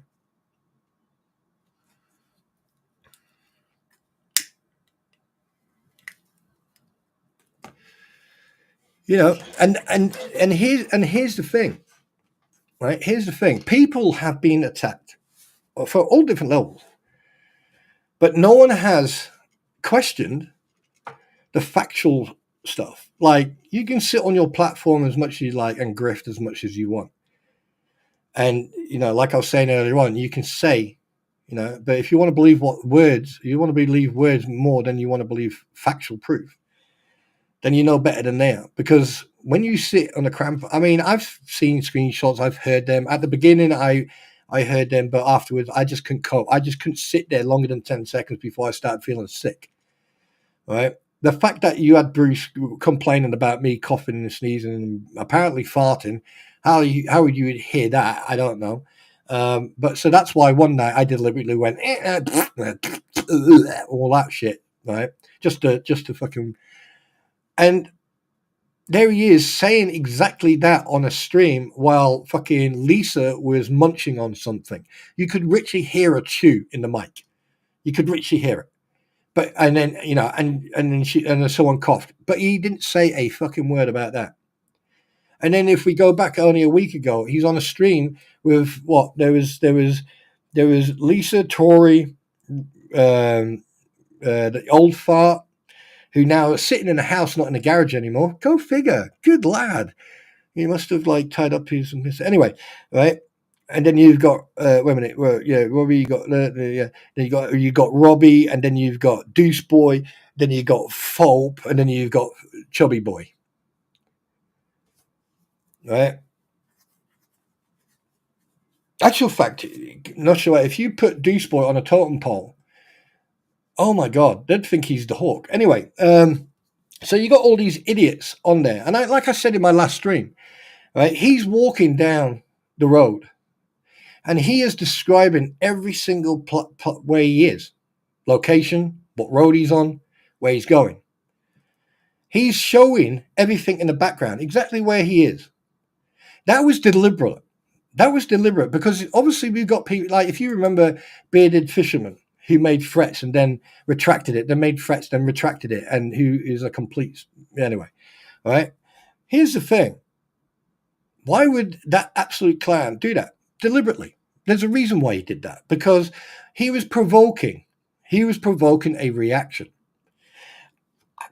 I mean, the guy is an absolute clown. I mean, if you take him and you place him on his own, and we're talking about you, Paint Chips, aka Mr. Magoo, aka Mr. Richard Loofman, federal prison. No, we're talking about you, Chubnuts. Right now, if you put him on one spot, everything that these people have done wrong, he's done on one hand, right? The fact that he ripped people off for over 500,000, the fact that he held people against their will, right? And this is all public information, by the way, so you know. I'm not just making this shit up. It is public information. The fact that he has made, you know, he tried to use Article 14, Section 1. I went and looked for that for, you know, rights for trial by combat. I couldn't find it anywhere. But what I did find was information stating that sometimes it's used to derail or, you know, cause issues within the legal process. All right. Then he sits on that platform and says, "Oh, I'm going to sue Jeremy for 10 million." Where did you come from in the first place, you fat fuck? Second of all, right, did you get the registration number from that blinking bus that reversed into your face? Because if you didn't, okay, ask Bruce, because he was the one driving. You got Bruce sitting on there. He's not no big mouth no more. You know why? Because there's a big kid in the town. Right? You got Richard Loofman sitting there, center of the freaking thing, talking, giving it, flapping his gums. What's Deuce doing? Sitting there, keeping his mouth shut. He's lost the top spot now. He's lost that throne. And who was the one who brought these people in? He did. He involved Fulp then involved Loofman. These are the people you should now be starting to watch. They're the people you need to watch. And you will see them going back and forth. Then they'll do a 180. Then back and forth. And then a 180. They deliberately are in that what the hell's fake group deliberately trying to spread their bullshit. Now, here's the thing. If they drop a link to a Google link or anything else, do not, under any circumstances, click on it. In fact, don't click on any type of Google link or any link that is private or personal. Because the thing is, the moment you do, you'll start getting emails.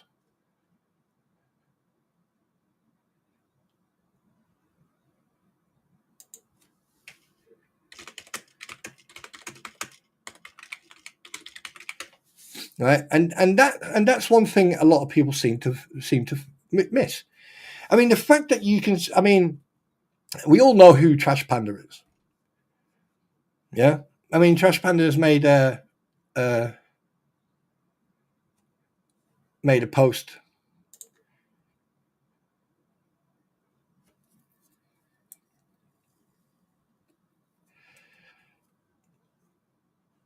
I don't care. I don't care these people.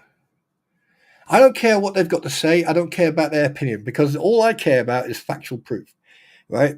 And when I see Volp sitting there like a child who's just had his backside slapped, because you've got some former lawyer who spent time in a federal prison for committing federal offenses, and you saw the video from the Danish guy the other day that I showed you.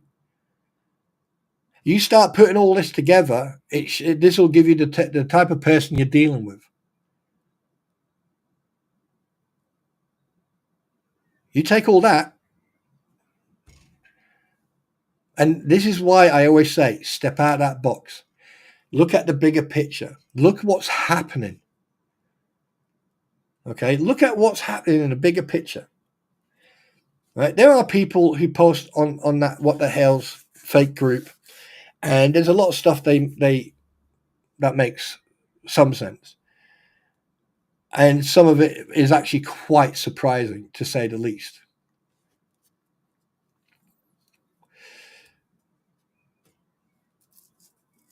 But some of it is provocative and pointless, because at the end of the day, right, the facts speak louder than just, oh, here you've got someone who's got ears like fucking a Lancaster bomber. No one cares. It's the facts that are important. That's what's important.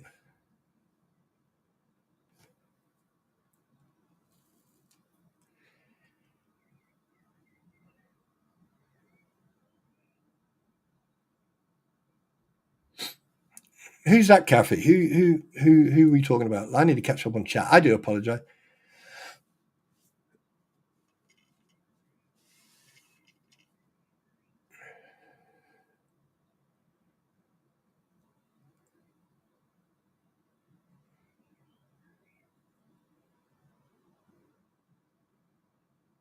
Yeah, it doesn't really matter where they live. They're still fucking idiots. They're still idiots. And I know, Malin, that's the most important. Do you know what? That's the most important thing, is the child, is HG, the welfare of that 5-year-old child. And this year she's going to be 6.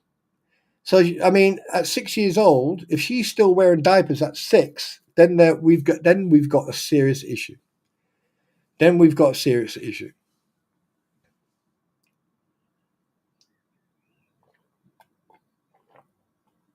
Because a 6-year-old should have been potty trained by now. A 5-year-old should have been potty trained by now.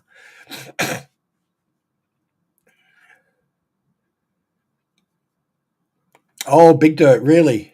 But anyway, I do apologize that I haven't been paying attention too much to chat. I just needed to get this off my chest. And chewing on Manskin's pimple, Lisa.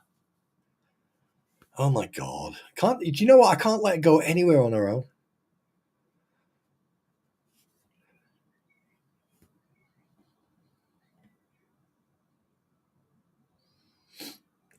Do you know what? It wouldn't surprise me, Gail. But the thing is, if you're in a one thing I can tell you right now, if you're in a witness protection program, you would not be allowed to go online and show your face or identity, let alone right, sit there and talk crap about someone who's you've got no involvement whatsoever. This is what gets me, right? You got Crusher, Bone Crusher, whatever his name is, right, sitting there going on and on and on and on about Jeremy Hales and about everyone else. He doesn't even live in that town. He doesn't even live in that town. Now, the people who I will listen to and will pay attention to are the people who live in Otter Creek or close by. Biscuit Boy, for example, lives in Chiefland. Biscuit Boy is an absolute freaking spunk. He's a spunk bucket. I mean, like he literally gives everyone the information, and then he sits there and I know I've seen people attack him and question him and call him different names, but he does one thing. He gives us, unknowingly or probably deliberately, who knows, but he films everything and then he puts it up, and then it's like, wow, so that's the truth. Oh, so that's the.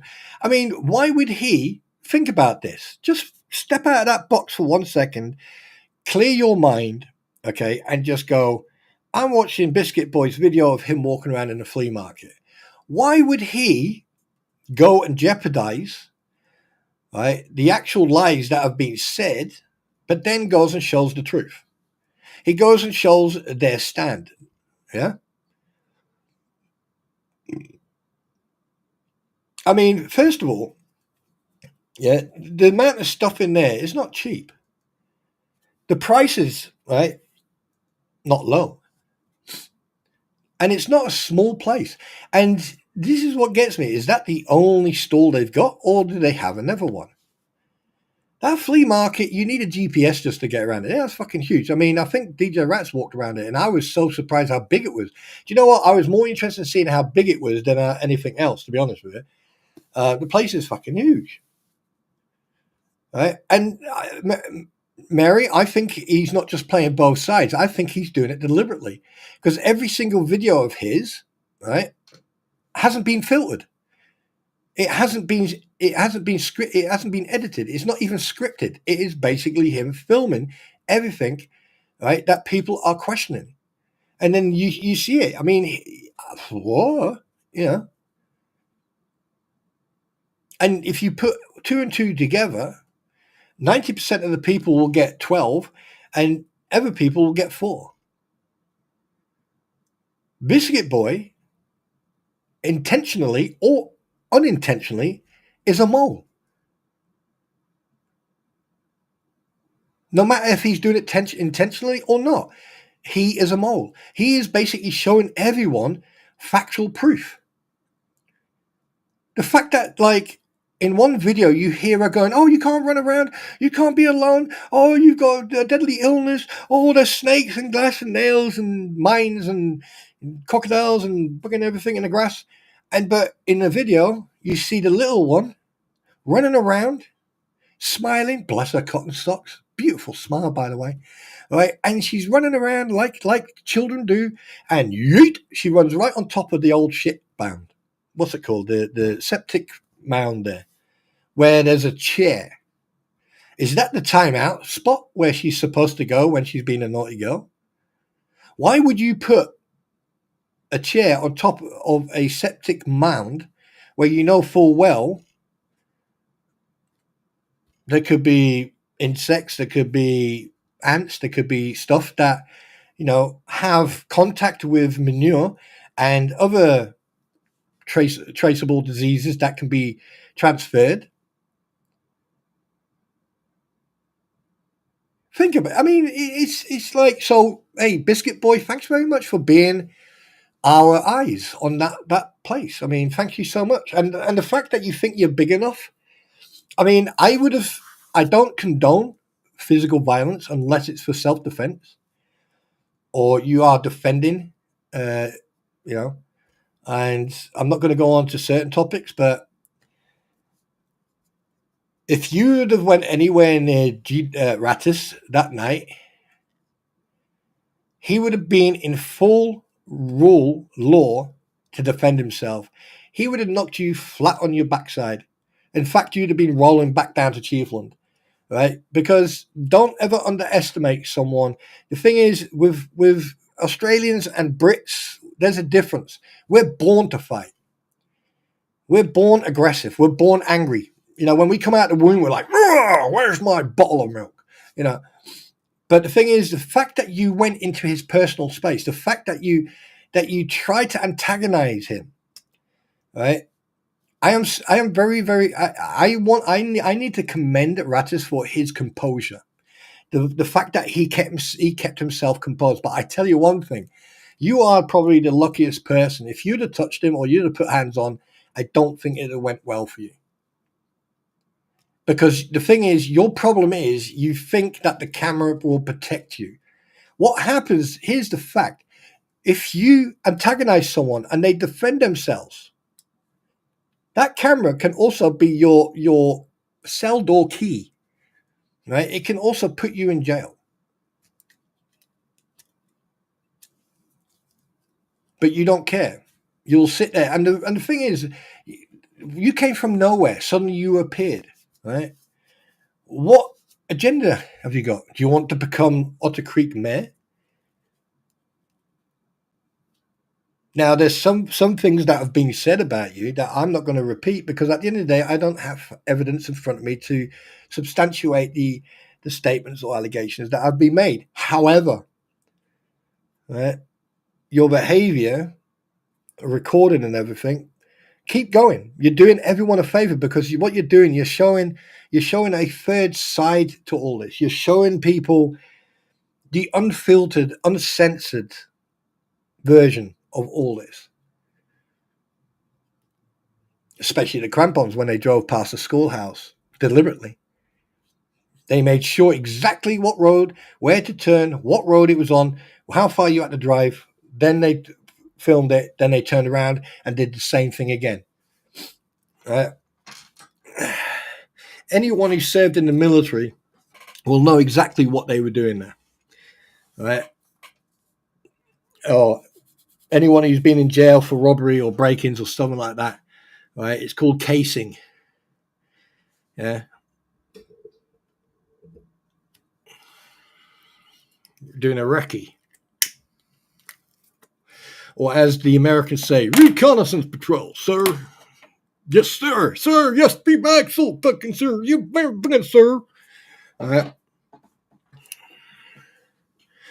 But anyway, I think we've covered enough of the idiots. And I'm glad that Zim and Carl are back on both the two seats. I am so saddened. That Belinda had to step out or step down. But then again, when it comes to health, when it comes to your loved ones, or scouting, yeah, whatever. When it comes to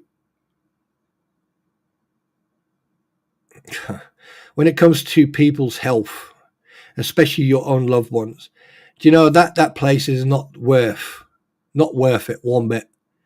I get it. She put a lot of effort into it with her, Therese, starting it all off, getting the ball rolling and getting like a steady platform to start building on. And then when Therese resigned or stepped down and went on her way and Zim came in, right, he then carried that flag on, that candle on, that torch, if you want to call it. And basically, they rebuilt that town into something really good. Everything was organized, and the fact that Laura Mott is actually positive, considering all the past history and things that were said about her, she's proven people wrong. And then the fact that they got rid of Russ Meeks and Don, if only to them come back. The fact that that absolute lizard lady tried to get on that platform. Here's the thing. I can tell you right now, if you'd have got Russell Meeks, Don, and Lynette on that table, that town would have been bankrupt and probably it would have been done for within the first 6 months, because they would have voted against everything. That it would have been 3 against 2 the whole time. The whole time they would have ignored that lady who's the legal who's the lawyer. They would have ignored that, and you can't have that. And because there's only a certain amount of people in that town, in that village, sorry, right? I mean, it's a village for crying out loud of 100. I think they should unincorporate and, get their protection and get the cover from the county or from the state. Because to be perfectly honest with you, all this shit will go away. Lynette Preston and John Cook will get evicted and get sent away because that property is not safe to live on. The government will then come in and actually do what they need to do.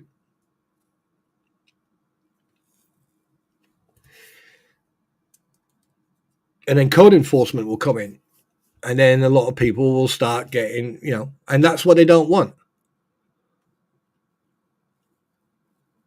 And the fact that, I mean, I don't know what happened with Russell Meeks and his court appearance, but I doubt very much he'll be able to run. I don't know, because there was an investigation. And to be very honest with you, but one thing's for sure, Otter Creek is now on the map. Everyone knows about Otter Creek. People in the UK, Europe, probably people in China. There's people in China going, we build Lego town. Call it Otter Creek or Otter Crack. Yeah, call it Otter Crack. Yeah. Why is that? It's because there's a crack in the Lego. Yeah. You know what I mean? So, but anyway. Right. So, guys, I know it's been sort of a long one. Yeah, we're coming up to 2 hours. So what we're going to do, okay, I do apologize if I haven't been watching a lot of the chat, but at the end of the day, you're here to talk amongst yourselves. All right? What do you mean nothing's happening?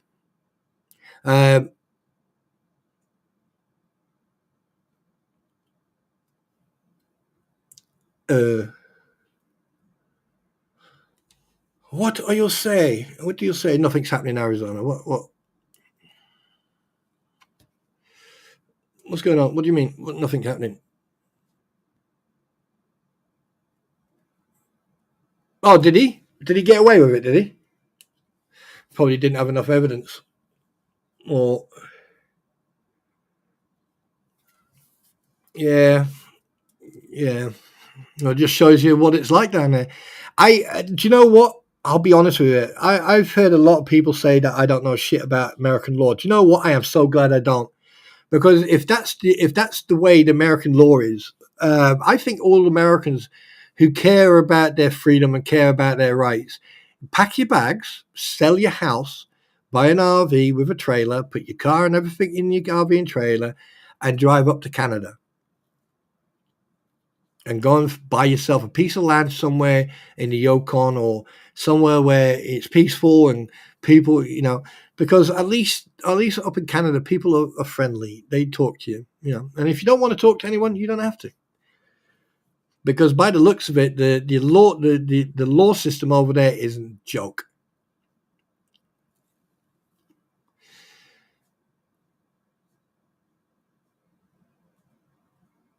Good old boys corruption. Yeah, maybe people. Here's the thing: why don't people, if you want to change how things are going on over there, get into politics.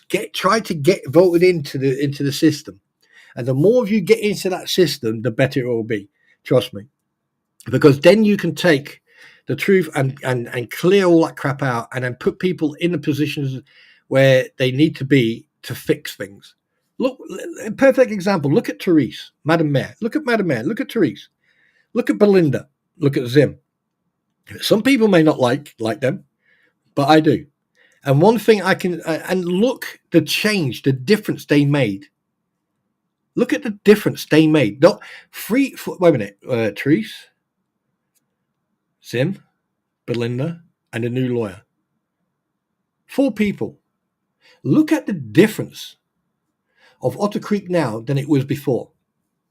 Look how much good they did to that environment itself. Now, just imagine you get people like that going into government or into state council or stuff like that. Can you imagine how much it'll change? Oh, Big Dirt. Look, you can get jobs up in the Yukon, man. And yes, Joe, and in such a short time as well.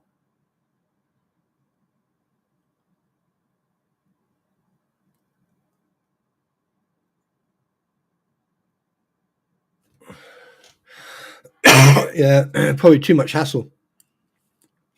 So it must be a habit for people not to turn up to court then. You know, Ross has done it.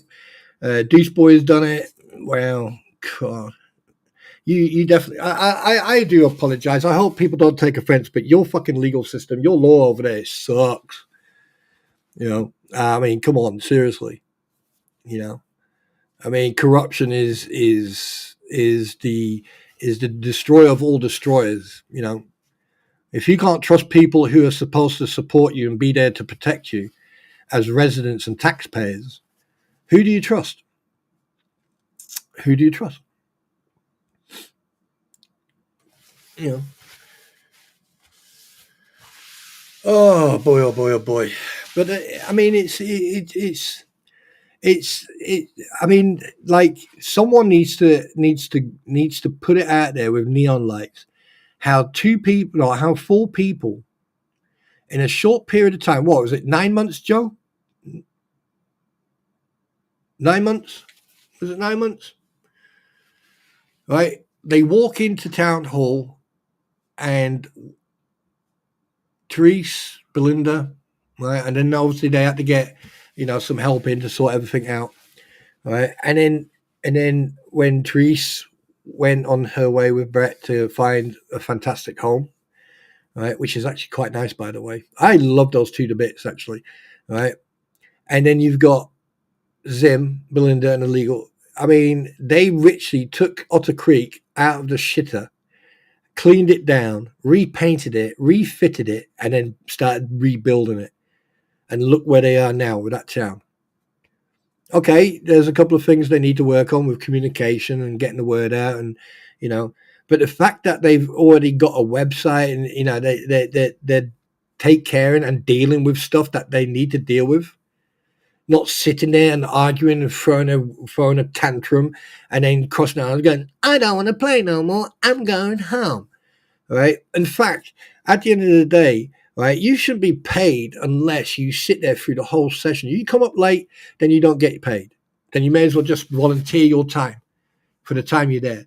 Right? If you throw a wobbler and walk out, you don't get paid. If you are void of payment due to the fact that you left a meeting. As simple as that. If you can't do your job, then you shouldn't be there.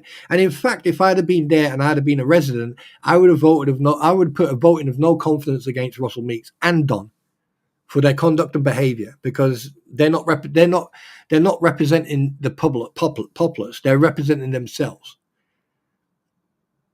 And I want, if I want someone in a town council or parish council or whatever you want to call it, okay, I want people there who will sit there and stand their ground and represent me as a taxpayer and as a resident of that village or town or whatever you want to call it. And if they can't do that, vote of no confidence, removal of position, and then basically wait until the next votes and then get people in who will actually do their job. Noshua, you take care, my darling, and good to see you. And thank you very much for being here. And I'll try to forward you that video that I was sent of the funeral so you can have a look. And again, you know, taken too young. All right. But again, thanks very much for being here, my darling. My resident Native American lady, oracle of all knowledge. And you have to teach me one day how to say goodbye properly in your native language, in your native tongue. You'd have to teach me that one day. Ugh.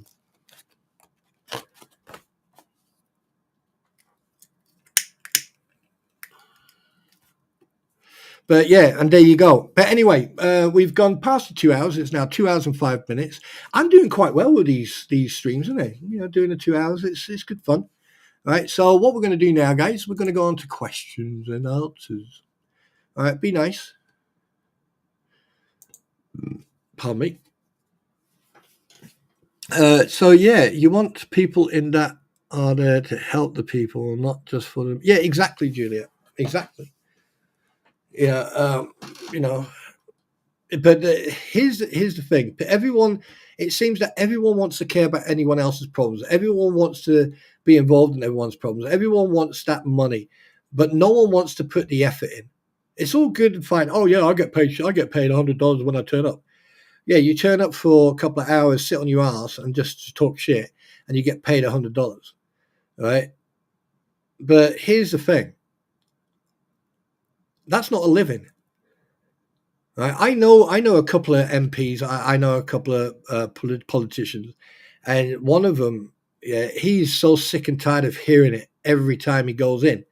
I spoke to him at one point, and he said that, like, you know, because obviously the PMs now are down in Parliament, you know, their wages have gone up, and he's going, why are they putting their wages up when they should be putting the wages up of the nurses and the doctors who are in the hospital, and the firefighters and the police and stuff like that? Why are they upping their wages?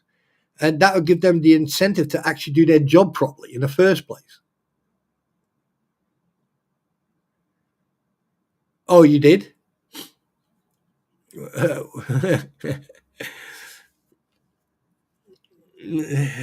Was it too late for you then, Juliet? Did you get cautioned? Did you? You have the right to remain silent. Anything you should say be taken down and used against you. Anything that you should reply on in court will also be against you. You have the right to fuck off. No comment.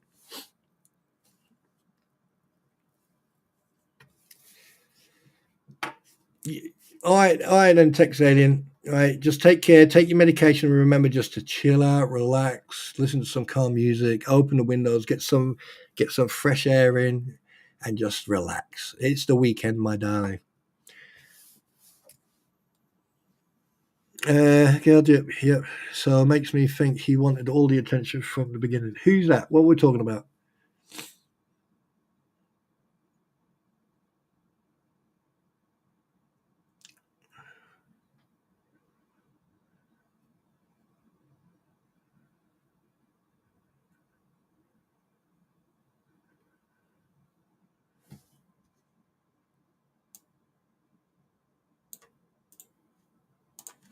Oh, we have a.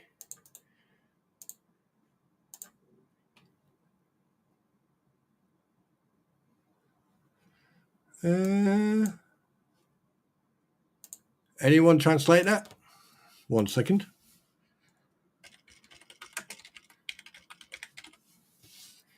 Oh,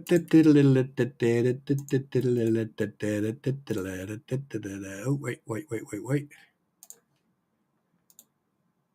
Copy. There. And paste. Oh, it's Dutch. Hi, I say this in my language. I listen to my bedtime, but I have been.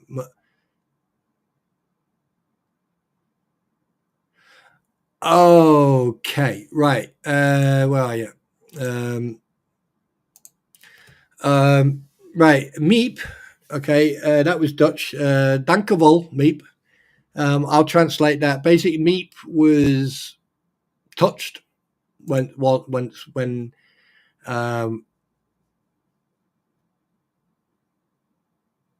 they were young, and you never forget. I hope that this child gets a good home. I have just become a grandmother myself. So what I'm going to do this.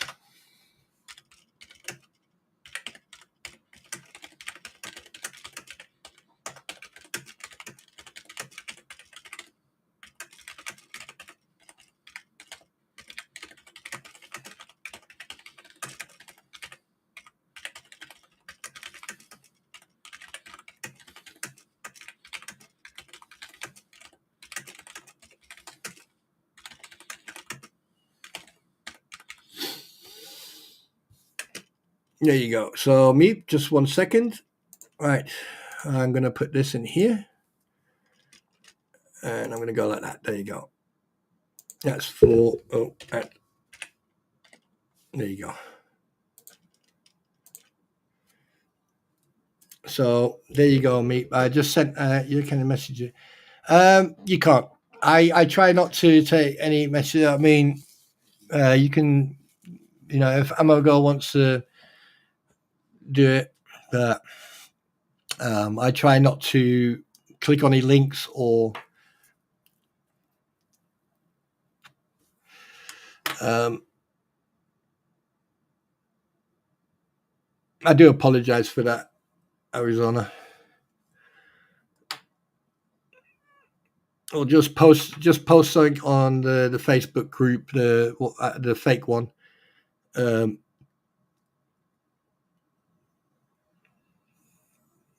Just post a Welsh flag on the fake. I don't know.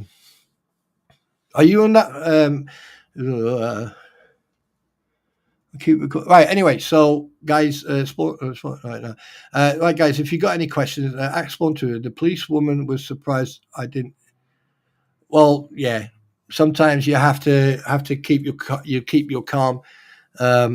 What the 20-year-old or the 9-year-old?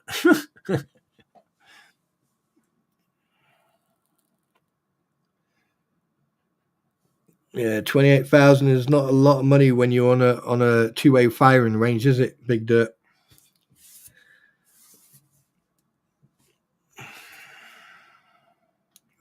What about Tube Town? Are you in that one, Arizona?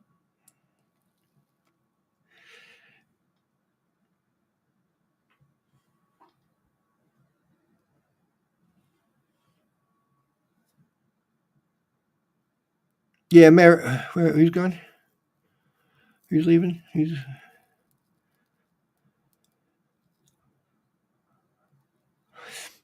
Yeah, it wouldn't be worth it.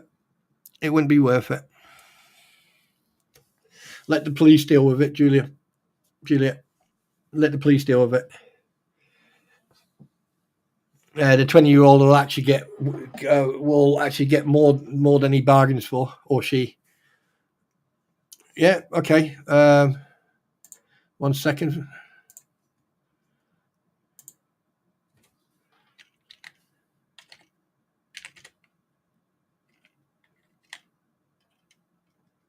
Oh shit.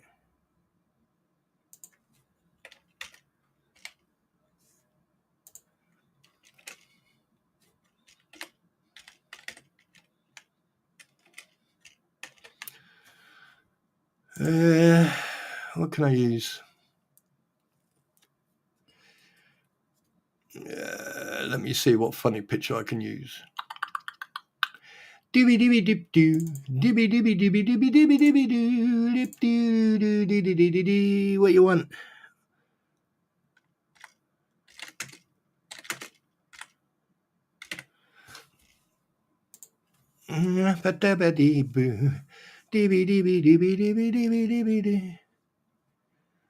Oh God.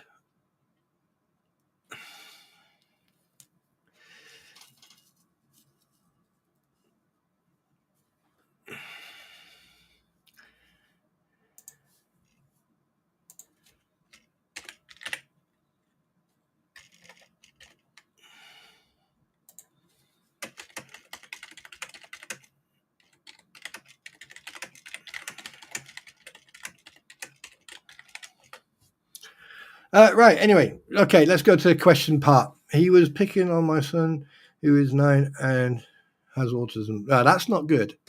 I may have to go to court, which I'll do. Listen, Julia. Best thing to do: less communication. Do not communicate with them whatsoever. Just pay attention to your little one and let the police and the courts deal with it. When it comes to court, be cordial. Just do what you need to do, say what you need to say. Don't add anything, don't leave anything out. Say it as it was, as it is, and then let the courts deal with it. All right?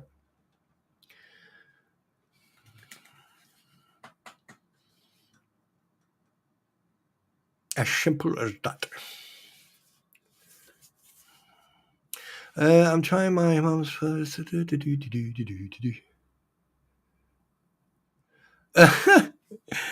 My son's. Oh, by the way, guys, this tomorrow I'm going to do the loofah stream again. I'm doing loofah streams again tomorrow. So hopefully,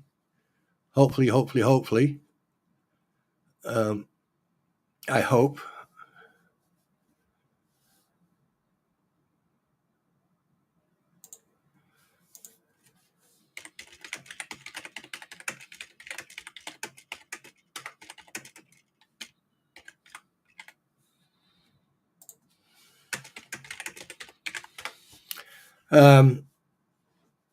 Yeah.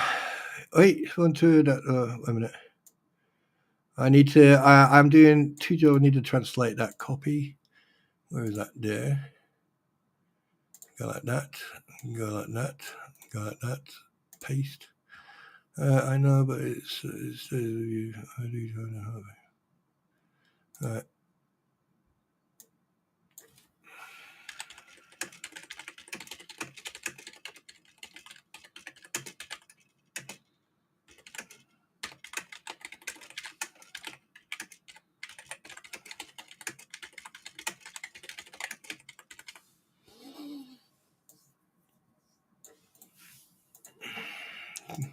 See, I'm doing three things at once. Three things at once here. There you go. Pow. Right. Okay. Right. So, guys, if you've got any questions, please ask. Please, please, please, because otherwise I'm going to call it a day. I've had a lot of fun, actually, talking about general crap. And, people are going to be envious, jealous, and stuff like that, and they're going to talk crap, but love is in the air. Excuse me.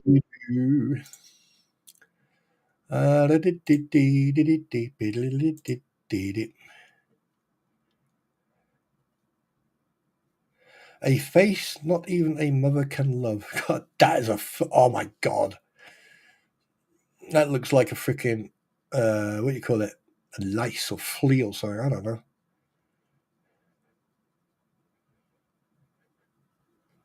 Not sure. Anyway, Roy. That's a good point. Actually, I need to talk to a couple of people about you.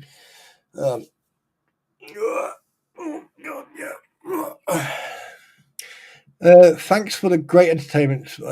Big Dirt. Listen, brother, you are always welcome, just like you all are. I know that like some of us have things in common. And sometimes people may get the humor, may not get the humor, but like I said, everyone is welcome here as long as they behave themselves. Mary, Small Trooper, how do I get a FOI when the local law won't cooperate? Well, that's in the United States, is it? Are you? I think there is actually a government website in the States. You just go to Freedom of Information Act.gov, I believe it is, and then just go there and just put the FOIA request in. The local law, they can't stop people from putting a FOIA's request in.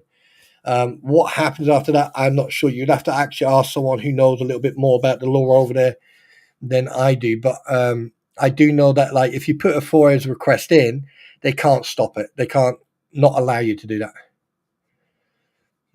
That's as simple as it. Yeah, Juliet, thanks very much for giving me a heads up on that one. Thank you. Wait a minute. Just hang on a sec. Let me have a check. Wait a minute. FOIA. FOI. Right. Right. Okay. So basically, the freedomofinformation.gov. So you would have to go to this one here. Okay. So that is there. All right. That one there is for the United States. And for the oh, wait a minute. Where's the UK one?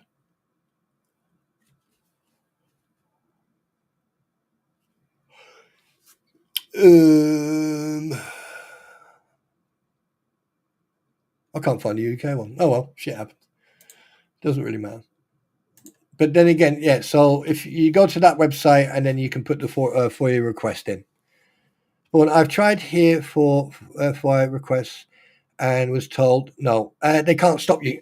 Data Protection Act. Certain things may be restricted or secret. It depends where you're doing it, Lisa. Just hang on a second. Let me see if I can find the UK version.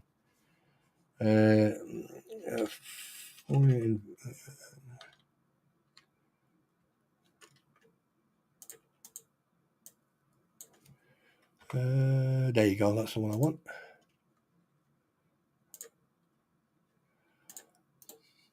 Copy.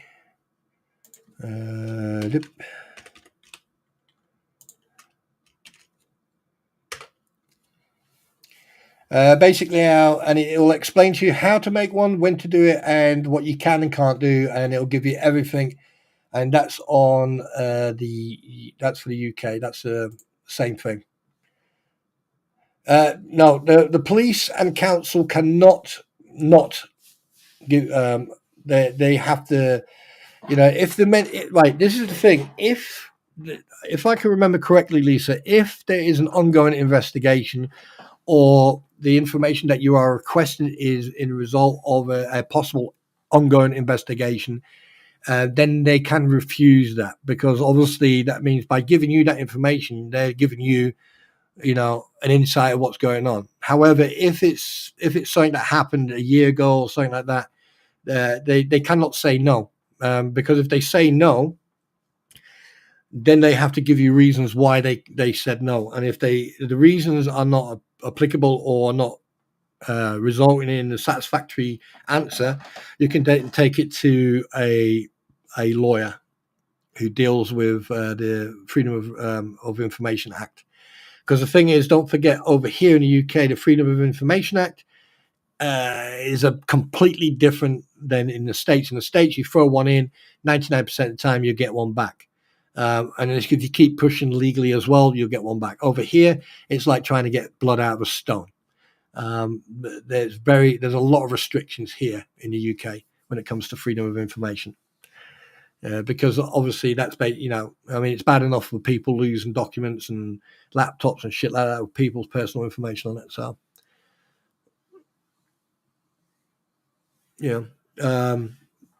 but there you go.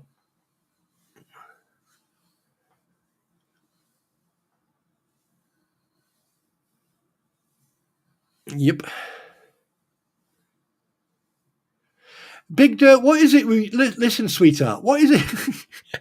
Listen, sweetheart, what is it with you and my singer? I know that you don't like me singing because I can sing better than you. You probably sound like a freaking dog having its nuts cut off when you sing. So don't have a dig at me, right? Yeah. It took me half an hour to cease all the stray cats away from my house after his last stream. Oh, shit, you're funny. You're funny. You're funny. Oh, you see that? That's the type of banter, I mean, but yeah, I'm looking forward to when all this is over and done with, because when I do my live streams, I'm gonna start inviting people on, and then seeing some people are or I'll do pre-stream interviews and actually just play the interview, do like a podcast interview and then play it on the stream. Because then I can edit out all the swearing, all the profanities, and all the personal information, social security number, phone number, and addresses and shit like that. So, yeah, go on, laugh at me, Squid. I knew that you were. I know. Do you know what? When there's a disturbance in the force is when there is a disturbance in the force, and lo and behold, who pops in again? Squid. Yeah. So. Oh my god, that's a fucking lovely picture of a hurricane. Oh yes. But anyway, what was I saying? So come on, guys, questions. What the hell's that? New Ukrainian Grand Drone.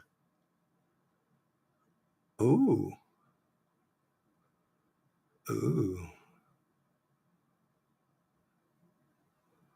That's a new Ukraine. That's a nice drone. Oh, that yeah. I don't want to be on the receiving end of that drone. No, Sherry. So obviously, you guys don't want to ask me any questions today.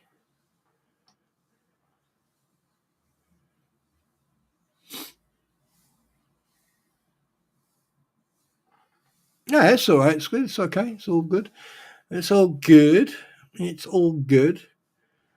It's all good. But what I'm going to try and do, I'm going to see if I can get. I think I'm going to have an evening where I think I'm going to invite DJ Rattus and Squid onto the platform one night. But then again, he's a day ahead, so he knows if the shit's going to hit the fan. So at least we'll get like the early warning system. I mean, DJ Rattus, if you're listening out there, mate, you're going to be the early warning system for us now. and we'll just shoot the shit as we used to, Spawn Trooper, the cat slept through it. There was a few agitated voles. It was outside when you're crooning and croning. I hate you, Lisa. I really do. Mrs. Spawn Trooper is doing very well. We had a bit of a giggle this morning, which we always do. When we wake up, we both wake up, we always have a giggle. We take the piss out of each other, have a little bit of play, a little bit of fun, and then we just take the piss while we're making tea and coffee. We probably might like have a quick cuddle here and a cuddle there, and play around and just have a laugh. Really, we have a very, very strong relationship, and we're always laughing, we're always having fun. And it's a very, very healthy, very, very healthy. And, and that's being married to someone you love and respect. And I worship the ground she walks on. And, so there you go. It's the best thing about being a dad and being a husband and being it's one of the best things you can have.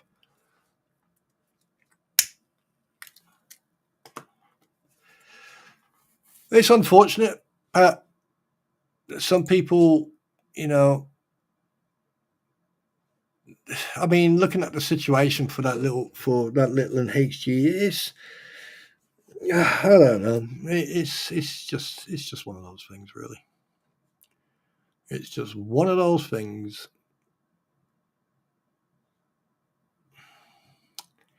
It's a shame, but what can you do? We can comment and have our own suggestions, but the only people who can do something is the law, the CPS, and the family, the biological family of that child.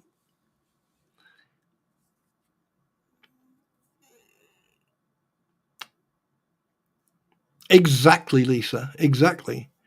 With all the shit that goes on, it's just. I'll be honest with you. 70% of it for me is entertaining. And then you've got probably another 10% is a reason for me to look into even more shit, right? And then the rest of the 20%, I just ignore. So no matter what people say or do, it doesn't bother me one bit. Never has done. But I'm always proved right. That's the thing I like the most, is that no matter what I do or say, I'm always proven right. And it's so fucking weird, but hey, shit happens. It's just one of those things. It is just one of those things. But anyway, guys, wait, what? No lie, my husband asked. No lie, my husband asked that the hell I was listening to while he was singing. I got my headphones. What? He was singing? Oh, while I was singing. I didn't give a shit. I wanted to sing that song, so I did. At least I put the link in what I was singing. I don't care what people think. Yes, trust me. There's stuff I've done. I've ridden through Europe, sitting on my motorbike, standing at traffic, literally singing at the top of my lungs, and I'm singing away, bouncing away, riding along. And there was one point. Actual fact, I'll tell you this story before I actually go. I was riding. I left Belgium and I got into Germany, and I was going down the motorway past Aachen, and I was heading towards Frankfurt, because I had a friend who was stationed in Hanau, who was an American. And I'm like, come off, because I need to get fuel. So I came off, because the fuel's cheaper if you come off the motorway. On the motorway, it's nearly twice the price. So I came off, and I thought, you know what, I changed my sat-nav, because I got a Zoomy sat-nav, and it's specifically set up for motorbikes, and I set B roads, A roads, and B roads, and driving through the countryside. And I'm howling and singing richly. I've got my headset on and I'm singing away and that. And I came to a traffic jam and I'm bopping away singing and that. Get through this traffic shit. And I get back on the road. Next thing I just hear is woo woo behind me, but like the German police siren. So I look in my mirror, and I find I didn't stop. I just found a safe spot to stop. And I pulled into this emergency exit, emergency parking, stopped, and I'm bopping around, and I kicked the kickstand down, got off my bike, started taking my helmet off, and you could literally hear the music. So I turned it down a little bit before they got close to me, and they went, what in God's good earth are you doing? And I went, what do you mean?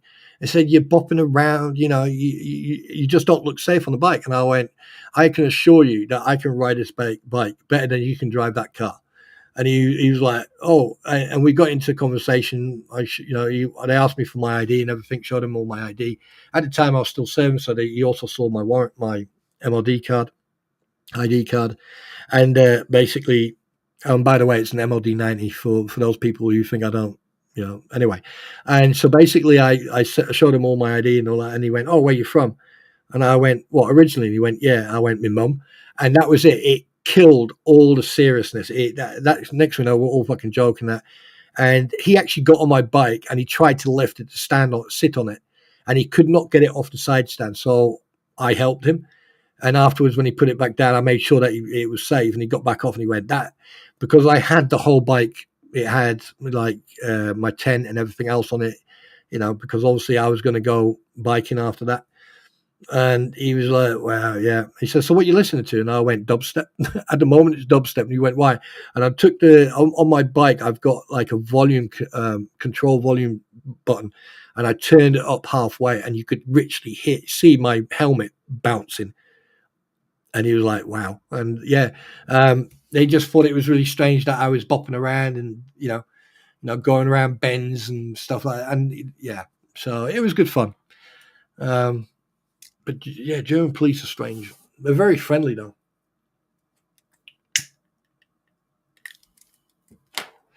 Welcome back, Amago. Julia, what do I do when my son has eaten a bar of soap? Lots of fluids. Make sure, try to get him to clean his mouth out first, and Jesus, and just keep an eye on him. Lots of fluids.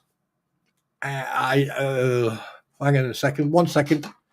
1 second, please. Let me just go and ask someone. I've got a friend.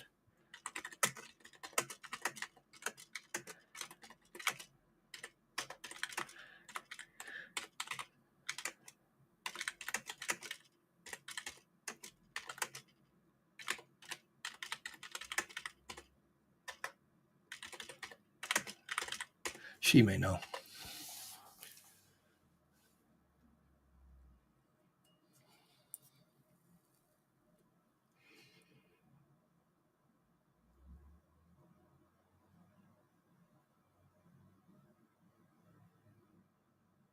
Right, basically what you need to do, if it was quite a lot, if it was just a little bit, just keep an eye on, she says, just keep an eye on him. If he starts vomiting, if there's nausea, vomiting, or diarrhea, basically call 111, explain to them what's happened, and then they will suggest what you do next. If it was if it was just a little bit of soap, then obviously it probably might make him sick. Do not induce vomiting. Do not try to make him vomit. All right. Was it just normal soap or but anyway, it's beside the point. All right. Basically give the little in some little sips of milk or water, right? Unless you've been instructed by 111 or the emergency call. Don't just little sips of water or milk, right? Because soap is not toxic, but the chemicals in it, like from can cause. So if he starts throwing it up or anything, right, but still dial 111 and then go from there.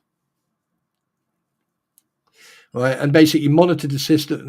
Well, God, she's still typing. Fucking hell.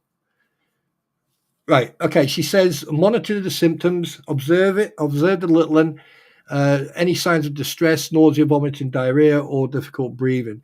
But in the same sentence, she says, again, sips of water or milk, unless advised otherwise by a medical professional.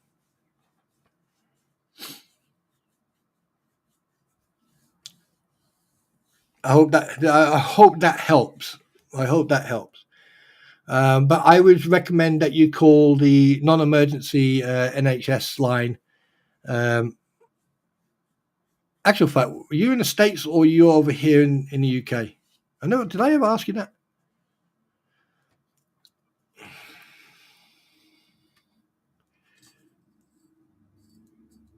I mean, anything a child ingests, you definitely need to get help, because obviously, you know,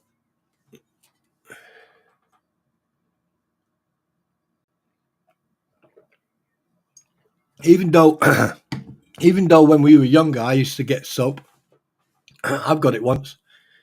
But soap in your mouth. You had to hold your tongue out and it go whoop, and your mouth would taste like fucking Old Spice or some shit like that. Yeah, I mean, call the pediatrician, but I like from the get-go, right? No matter what, from the get-go, the first thing my friend said is dial 111, which is over here is basically the NHS non-emergency line. Right, okay, Juliet, dial 111, okay, or yeah, dial 111, right, and then just let them know, and basically they will then advise you. I can only suggest, because you can Google it online, but I asked a friend, I know she's a medic anyway. So, and that's exactly what she said, and basically she's probably repeated exactly what it says. Let me actually Google it 1 second.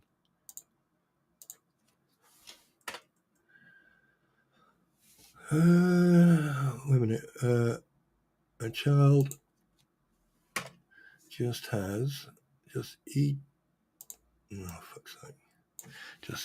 eaten a soap by mistake.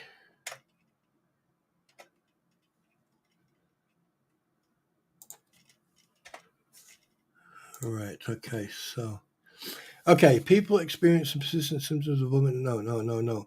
What do you do if a child has eaten a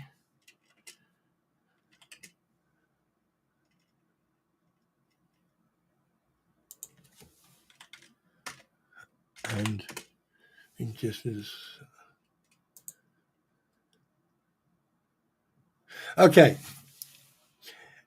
If your child ate soap, give them a few sips of water or milk. Watch for vomiting and loose stools. If your child swallowed household cleaning product, call. Yeah, that's American. Fucking hell. Duh. Here we go. If a child has eaten soap, especially if it's cleaning soap, it's crucial to take immediate action. Hand and body soaps are generally minimal toxic in small amounts, but any soap not intended for cleaning the human body is considered poisonous. If a child has swallowed or cleaning soap, get immediate medical attention. For hand and body soaps, monitor for symptoms like vomiting, nausea, and diarrhea, and if persistent, seek medical attention. I think that just call 111 just to make sure and be safe. Right, just be on the safe side, be on a caution of safety. Dial 111, call them, say, hey, look, my lad just took a mouthful of soap, and basically, he probably might be a little bit poorly, he probably might be sick, or he probably might have the shits or something like that. But, depending on how much it was, if it was just like a little piece, just keep an eye on it, but still dial 111 and get professional advice, because I can only read out what a friend of mine has said who's medically trained and what it says on Google. But you need to dial that phone number and actually contact emergency NHS and talk to them. Yeah, happy? Good.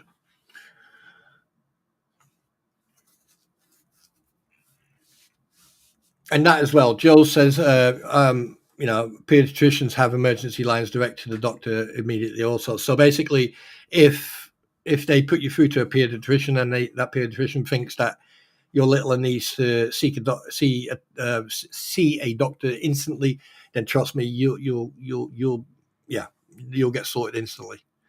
But anyway, guys, I do humbly apologize, but I am going to call it a day. It's been 2 hours and 40 minutes, and I bid you I hope that you all have a fantastic day.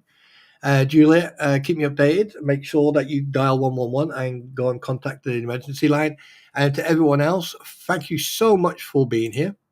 I appreciate you being here, and get ready for you know what. Take care, guys. Have a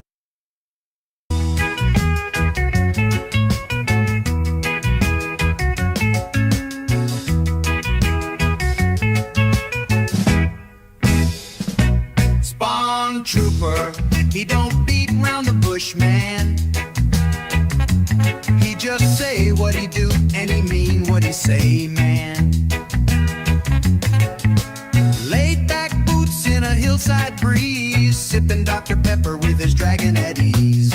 Loofah, loofah, he like many gifts of the loofah. Loofah, loofah, leaves him hanging in his barracks like a banner. He scrubs truth into the skin of the land with a daffodil smile and a calloused hand. Don't mess with the Englishman, I mean the Irishman. Wait, the Scottish man. Oh shit, I mean the Welshman. He'll give you a stare and a proverb too, then vanish on a mountain like the mist do. He don't need no war, no heavy command, just a melody line and a sponge in hand. When Babylon's stress tries to ruin his calm, he just hums and he scrubs like a loofah bomb. Loofah, loofah, he's the hillside soother.